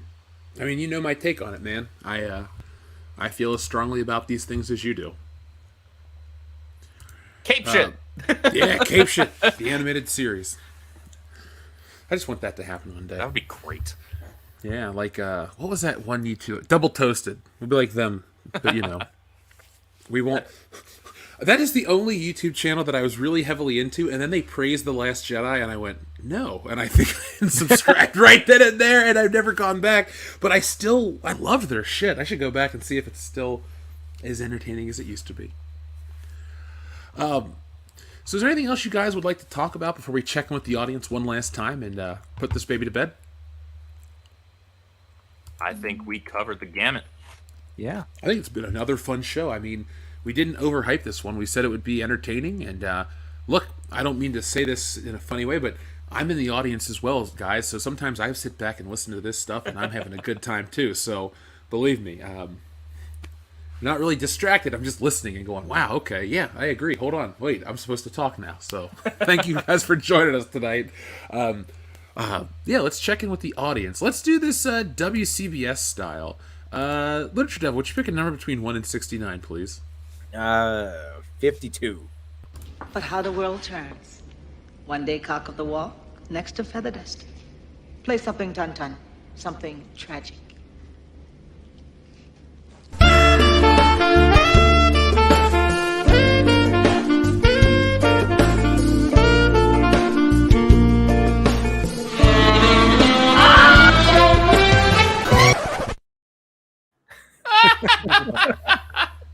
Good old Mad I have Max. never seen that one. I made that myself. I have never seen that clip. Oh, Mad Max 3, Beyond Thunderdome. I wanted to have something in honor of Tina Turner, and I was like, well, I can't really play her music because we'll get a copy strike. So I'm like, she's in Beyond Thunderdome. I know that one. So God there we rest go. Tina Turner. Yeah, she was what, 82? She had a good, she had a great She run, did a great run. iconic music. Absolutely. yeah. legend. We were talking on the show. It's like, while none of us had like a really strong love of Tina Turner's music outside of the GoldenEye song, we all, respected her. So, R.I.P. Tina Turner. Now, our friend Adamas says, I tried to watch both Shazam 2 and Ant-Man 3 today. I fell asleep watching Shazam 2 several times and Ant-Man once. So far, I'm in the first 30 minutes. I can't believe how blah these movies are starting to feel. I'm agreeing with the blah. I enjoyed Shazam 2. That's the one where I guess I hold it at a lower standard, meaning like I don't know how to phrase it because I don't think it's a Shazam kid's 2 movie. was not convoluted, or at least as convoluted as you would expect, but it did have a very troublesome first act. See, for me, it was a lot of it fell apart for me in the third act. Actually, like there was just some weird honestly, it might just speak to how weird and off-putting it was. Having I can't remember which one it was, but having the little girl once they were riding on the unicorns, dropping that an was F-bomb. I'm like, what the shit? Why was that necessary? Like, you don't have to be edgy with this movie. I did not need that. There was some good stuff in it, though. I will give it that. There was some good stuff. I like the first one much better, though. Yeah, I thought that the first one was better and had better villains, and the post-credit sequence of Shazam 2 was really stupid in my eyes. It's a waste. It's like it was a joke that'll never get paid off. Yeah, probably at this point. Thank you, Dom. Oh, but yeah, I agree. A lot of this stuff is very blah. If we sound apathetic, it's because the entertainment's bad, not because we don't enjoy doing this for you guys. Now, my friend Enrique Vasquez says, what did you think of What We Do in the Shadows? I have yet to see it. I want to watch the film and the TV show because the actor that's in the TV show is also on Garth Marenghi's Dark Place, which is one of my favorite television shows in history. So if you haven't watched that, folks, it's on YouTube. Check it out after tonight's show. And, yeah, I don't know what else to say besides watch it. It's Garth Marenghi's Dark Place. So has anyone here seen What We Do in the Shadows or Garth Marenghi's Dark Place? Nope. No, afraid. I mean, I've seen advertisements for it, but I have not checked out the movie or the show. One last plug for Garth Marenghi, and I think it would appeal to everyone here on the panel. It's a mockumentary-style show about a 1980s soap opera horror television program that's like talked about in a meta way, and then they go back and show you the 1980s horror, whatever you want to call it. It's amazing. So check it out. It really can't oversell it. It's so stupid. It's a British show, so it's really smart, but it's really crazy. Shrubbles08 says, according to Donald Miller, author of The Master of the Air, Dunkirk film only had one historical advisor on set of the film. I did not know that. I've only seen Dunkirk once, and I know very little, if nothing, about the production of the film whatsoever. That was a heavy movie. I enjoyed it, though. Yeah, it was incredibly well done. It's not one of those movies, though, that I could watch with much regularity. No. Tom Hardy's good at it, though. Very good. Absolutely. Yep, I think it was a very well-focused film, and it was very simple. And just, I liked it. I liked the three perspectives that they showed of it. It was good. Our friend Space Monkey 0899, what's up? He said, robots are man's greatest disappointment. Walter the Robot's a very big disappointment for me personally. Lofty Pixels Detached PP says, Chick-fil-A went woke in an ad starring drag queens. Wait, Chick-fil-A has an ad with drag queens? Yeah, wow, apparently. Real 180. They got some new, like, equality, blah blah blah blah blah blah blah advisor executive, that's now all of a sudden taking the company in a different direction, and they're, I think, gonna learn real fast. They're not reading the room. Like, do y'all not pay attention to Anheuser-Busch and Target? Are they gonna open on Sundays now? Because, you know, they've always had certain views that they. I don't know how to, you know, get any deeper with that, but they've always had a certain viewpoint. I'm surprised Chick-fil-A's changing, but, you know, was it Reggie Cathy was the guy's name? He's no longer around, so I guess they're gonna learn, like you said, the hard way, man. Because what, Bud Light is down $19 billion, and Target's down money, and all these places are down Target's money. down almost $10 billion.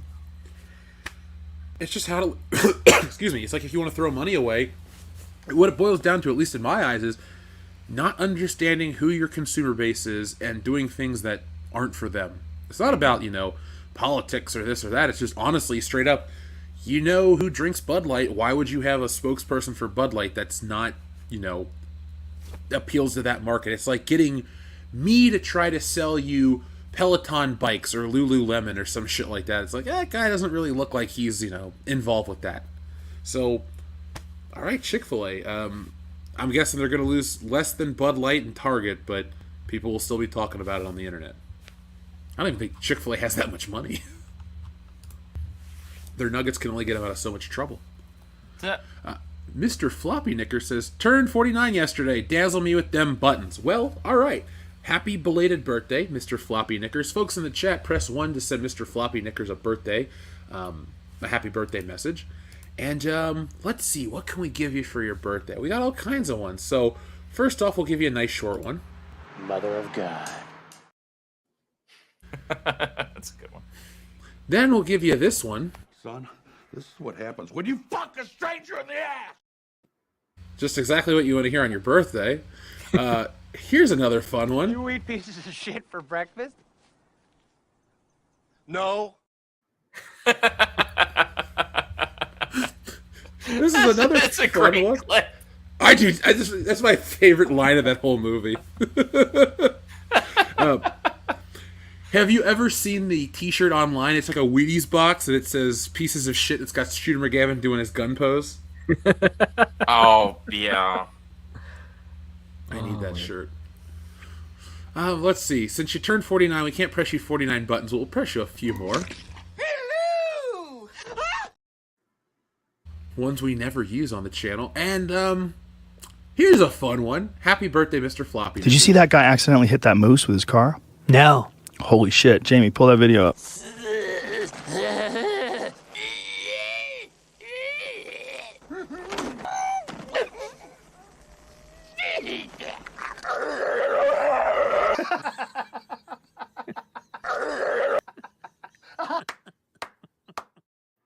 It's so freaking gross. I remember seeing that in theaters, and the audience did not stop howling for the at least the next two scenes. Like nobody was expecting that. I hold the first Ace Ventura in slightly higher regard for some reason. But I did see that movie in theaters as a kid, and I was a kid, so I thought it was funny. But that scene, I've never not found it funny. Like the asparagus and the teeth, or the flipping the car a million times, those are funny. Or when he's fucking fighting Tommy Davidson. But the rhino at the rhino's ass is probably the best. That kid sells it so well. Yeah, I need to watch that again. No, yeah, you're right. The first one is a far better story, but the second one does have a couple of really surprisingly good gags in it. But I don't remember that rhino one nearly as well. That is the type of thing. Like, how do you do something new that no one has ever seen before that still lands? Well, there it is. It just makes me sad that the first Ace Ventura, people try to cancel it because it's, transphobic, apparently. Like, the Finkel is Einhorn, Einhorn is Finkel, Einhorn's a man. That scene is just so fucking funny. It is. It's classic. It's a button here. We'll play it on the outro, but I just don't know how people can get so offended. It's comedy. God damn. It's the whole point is to make you laugh, make you think, make you uncomfortable, make you question your own existence and reality sometimes. Just relax and let people laugh. It's not like, Jim Carrey went to someone's house and caused them real life problems. It's a movie. Get over yourselves. Shribblezoid says, Mary Mayhem, puppy AIDS for life. Aw, Mary doesn't say that. Does she? Sometimes. Oh, oh, Mary! I was not on the stream where that was a thing. It was apparently a thing on a shenanigans stream that I was not present for. And okay. I have no regrets as not being a part of that. Mary, we still love you. I'm just joking. TLJ Screwjob. We'll say it. Oh my. All right, here we go. This is a writer question. Fuck, Marry, Kill writers. Jack Kirby, Chris Claremont, and Grant Morrison. And yes, Jack Kirby did some writing, so that's going to be a big kill for him. I'll marry Chris Claremont and fuck Grant Morrison. I'll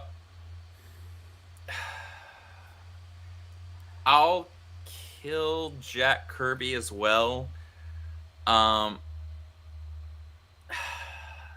Didn't Grant Morrison come out as like non-binary or some weird shit? Or am I thinking of somebody else?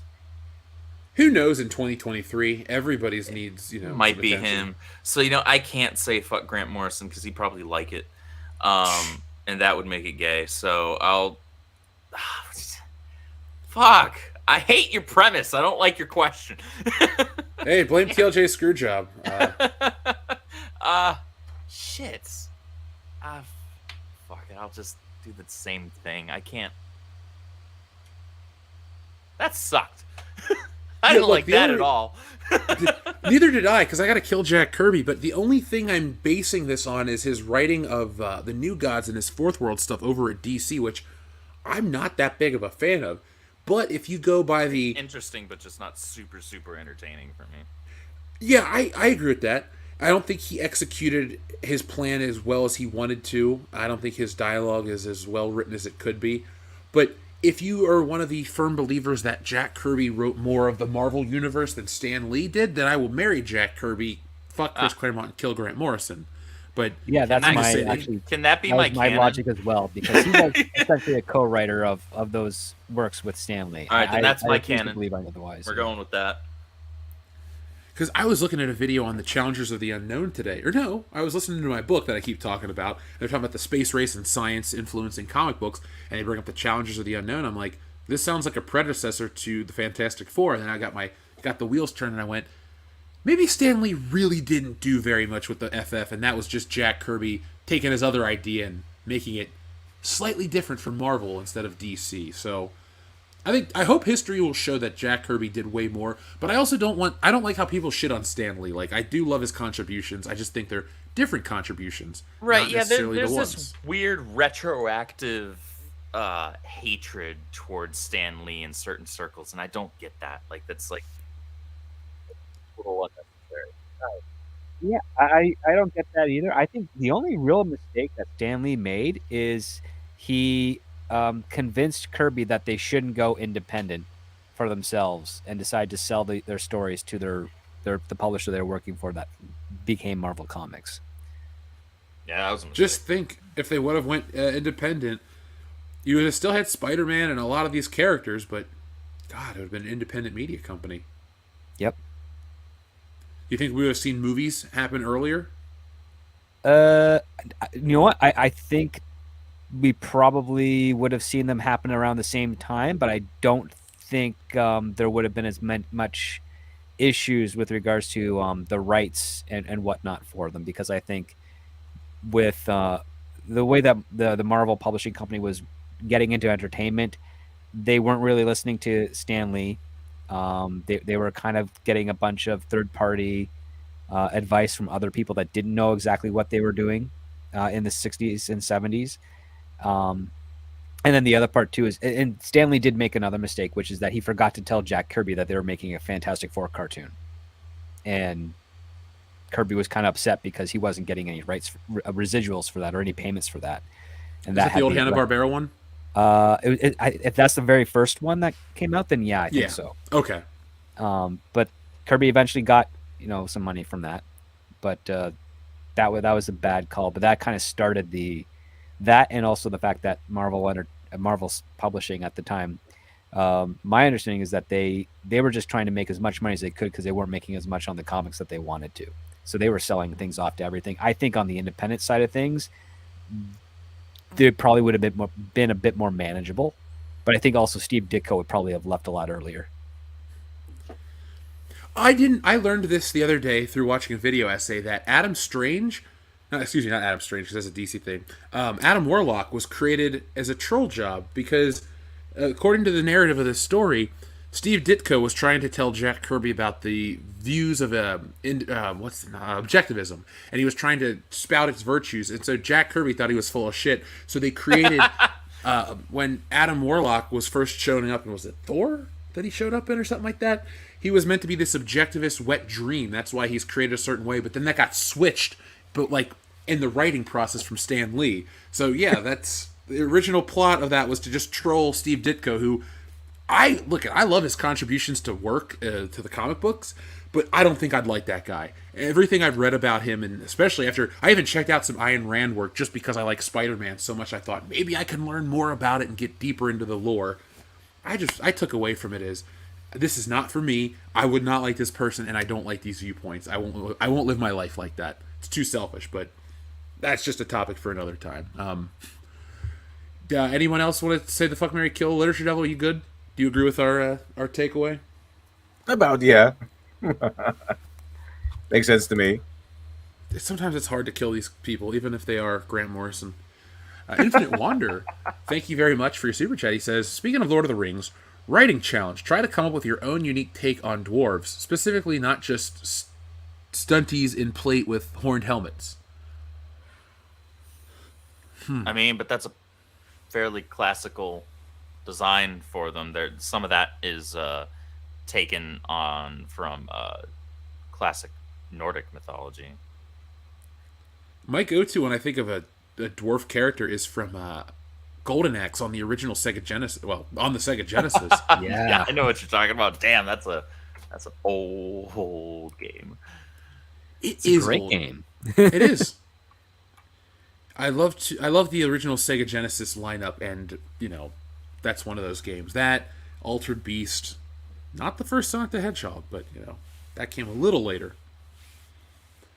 But Infinite Wonder. A lot of the things though, when they're based on like a Nordic mythology or something that's tried and true classically, the beauty is updating it, not necessarily changing it.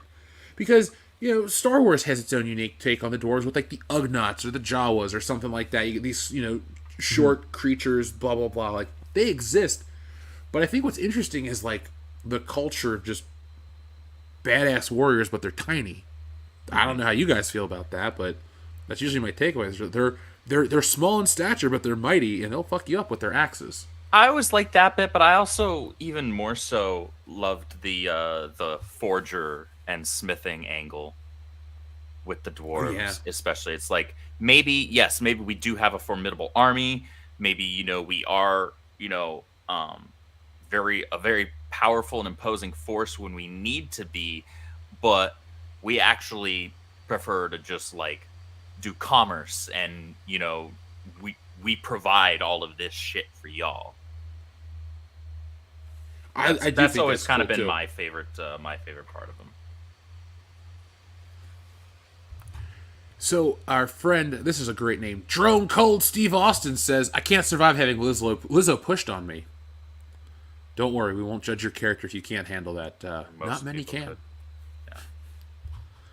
I mean, whoever could push Lizzo, I'd say is very strong and impressive. Yeah.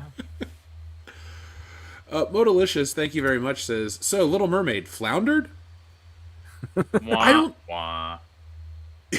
Your joke is not lost to me, but I don't know what's up, because it's like, I see articles saying it made $125 million, then I say it, but then I'm seeing articles that say it's a flop, then I'm seeing people say it's going to flop later. It's like, the only thing I've heard is how it failed outright in China, which, are you surprised?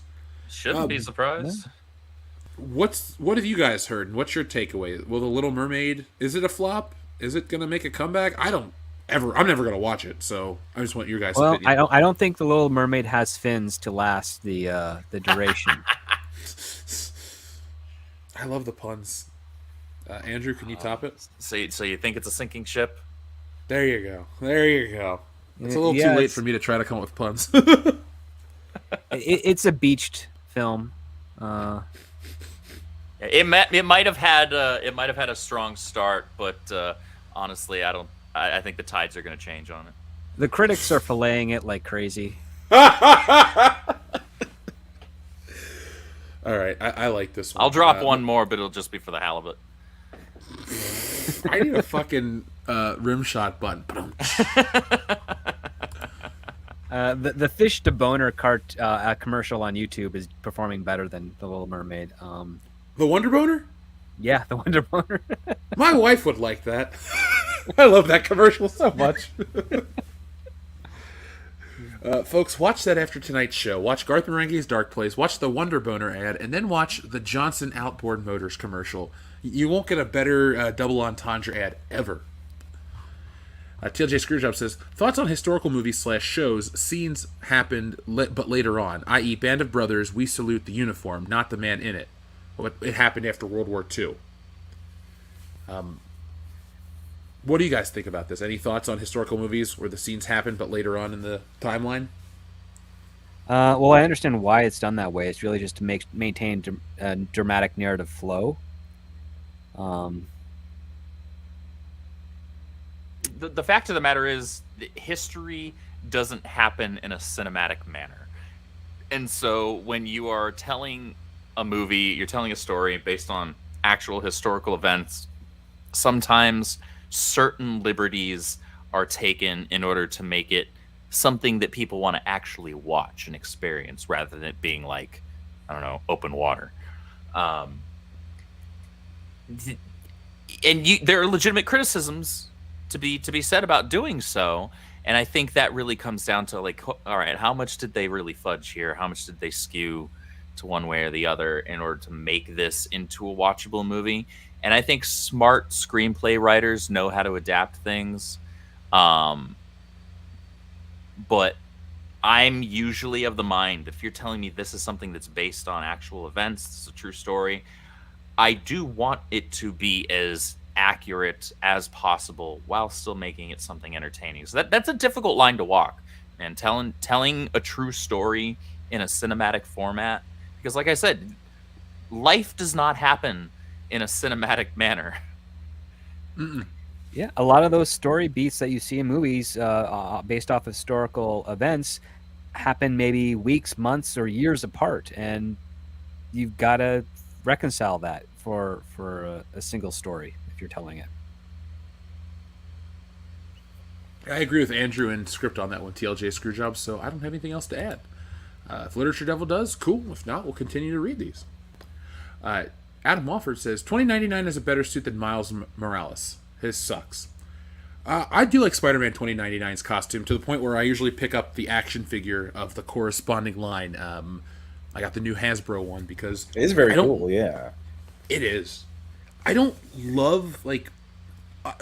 there's only one 2099 series I can read, and that is Spider-Man 2099, mainly because I like the artist combo of Rick Leonardi and Al Williamson. Al Williamson's probably the best Star Wars artist that ever lived in terms of comics. He's not Dave Dorman or Ralph McQuarrie or anything like that, but those guys didn't draw the comic books. They just did covers or the conceptual art for the films. But yeah, I'm a fan of that. It clearly is like the progenitor to Batman Beyond, but I like that kind of story, so that's in my wheelhouse. Adama, thank you very much for your very generous super chat. He says, hey Andrew, did you like Mon-El as a replacement protector for Metropolis in the run before the New 52 reboot, but not as Superman? I don't mind characters that fill in as far as like, hey, so our city still needs to not go to complete shit or hell in a handbasket, right? We still need somebody protecting us. And I'm fine with having somebody else step in to fill that role. And by role, I mean the job, not the title. Because again, Superman is Clark Kent, Kal-El, the one and only. Sorry. Queer wash John Kent can't have it. Nobody else can have it. The Reign of the Superman story, I'm not going to go into that because we're trying to wrap up. But long story short, I am totally fine with having characters step in to fulfill a role, whether it's for the interim or maybe a character gets completely killed off and stays killed off for a very long time, if not, indefinitely. Somebody else still has to protect that sector, that city, that part of the country, or whatever it is. And so it makes sense to do that. I just don't like when modern day writers decide that just means, okay, so we're just going to give that name to somebody else now. Like, that's lazy. Like, no, make a new hero. If you're smart, then you are constantly trying to build up a bench of new heroes as well, so you can do things like that. Like when Bruce Wayne, I'm doing air quotes, died in Final Crisis, when in reality he actually just got sent back in time, though how that works with Darkseid's Omega Beams, I don't even... People are still trying to figure that out today. Like, I loved Dark Knight's Metal to death, but that made no sense whatsoever that's what happened. But okay, fine, whatever. We got some cool stories out of it, whatever. But I didn't need as interesting of a story Battle for the Cowl was, because there was a lot of really interesting character stuff going on in that. At the end of the day, I wish that the decision that was reached was nobody needs to put on the cowl because Bruce was Batman. We can have okay, so Dick's going to be there. You're going to be pulling double duty between Bloodhaven and Gotham anyway. Just be Nightwing. Because Batman's villains are already going to suss you out. You're smiling while you're fighting them. Batman doesn't do that. They're calling your ass out. That's an actual panel that happens in the comics where Dick is fighting. I'm trying to remember. I think it was Sandman. Might have been Sandman. And Sandman susses out that's not actually Batman. It's somebody else. Because he's smiling? Because he's smiling. That's like, Two-Face. Okay, he's yes, watching like a videotape of him, because that's the only thing I remember from that storyline, and I actually really liked it. Absolutely right. You were absolutely right. Yes, that's exactly what it was. Thank you for correcting me on that. It's been a while since I read it. But yeah, so just be Nightwing. Just stay Nightwing. There's nothing wrong with that. Nightwing's a phenomenal character. You don't have to have... You can have somebody step into the role without taking the name. I agree. They can serve the same purpose while not copycatting. But you know, I guess we have to look at the real life answer. It's just not marketable. No one's gonna buy Nightwing as much as they're gonna buy Batman. Mm-hmm. But you know, It's true. it is what it is. They gotta work harder. Sometimes they do it. They do gotta work harder. They really just gotta get the right people in to make these books, because the talent's out there. Just you keep hiring the same circle of people, and you get the same level of shit. Not gonna work.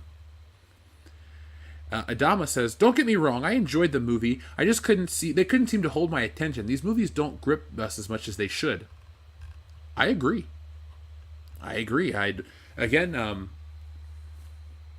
Look, the only one that didn't, the last superhero movie that really pissed me off besides Ant-Man was Black Adam, and then before that, Eternals? I don't know, there's been a shitload of bad ones from Marvel. I skipped that one. I just couldn't.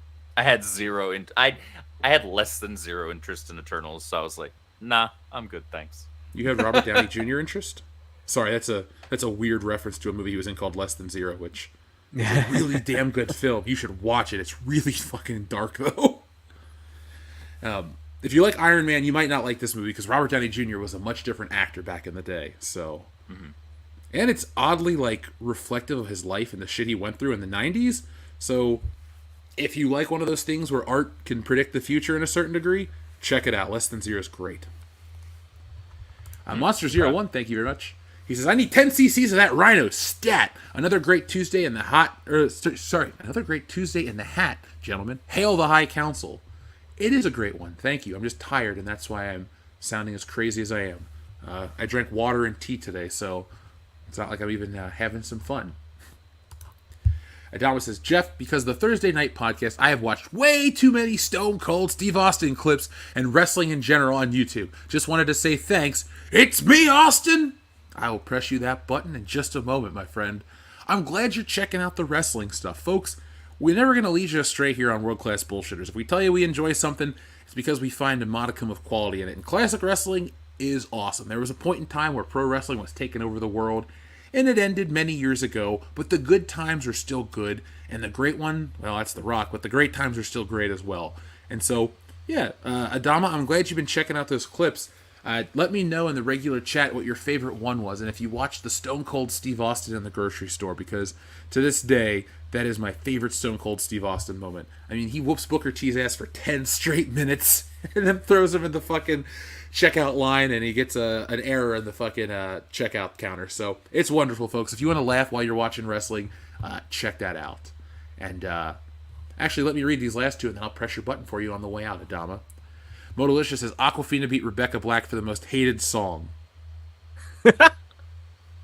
Wasn't really a song, but Wait, the Friday song or the song by Aquafina? I assume the song by Aquafina. I assume the Aquafina song beat it out for worse than Friday.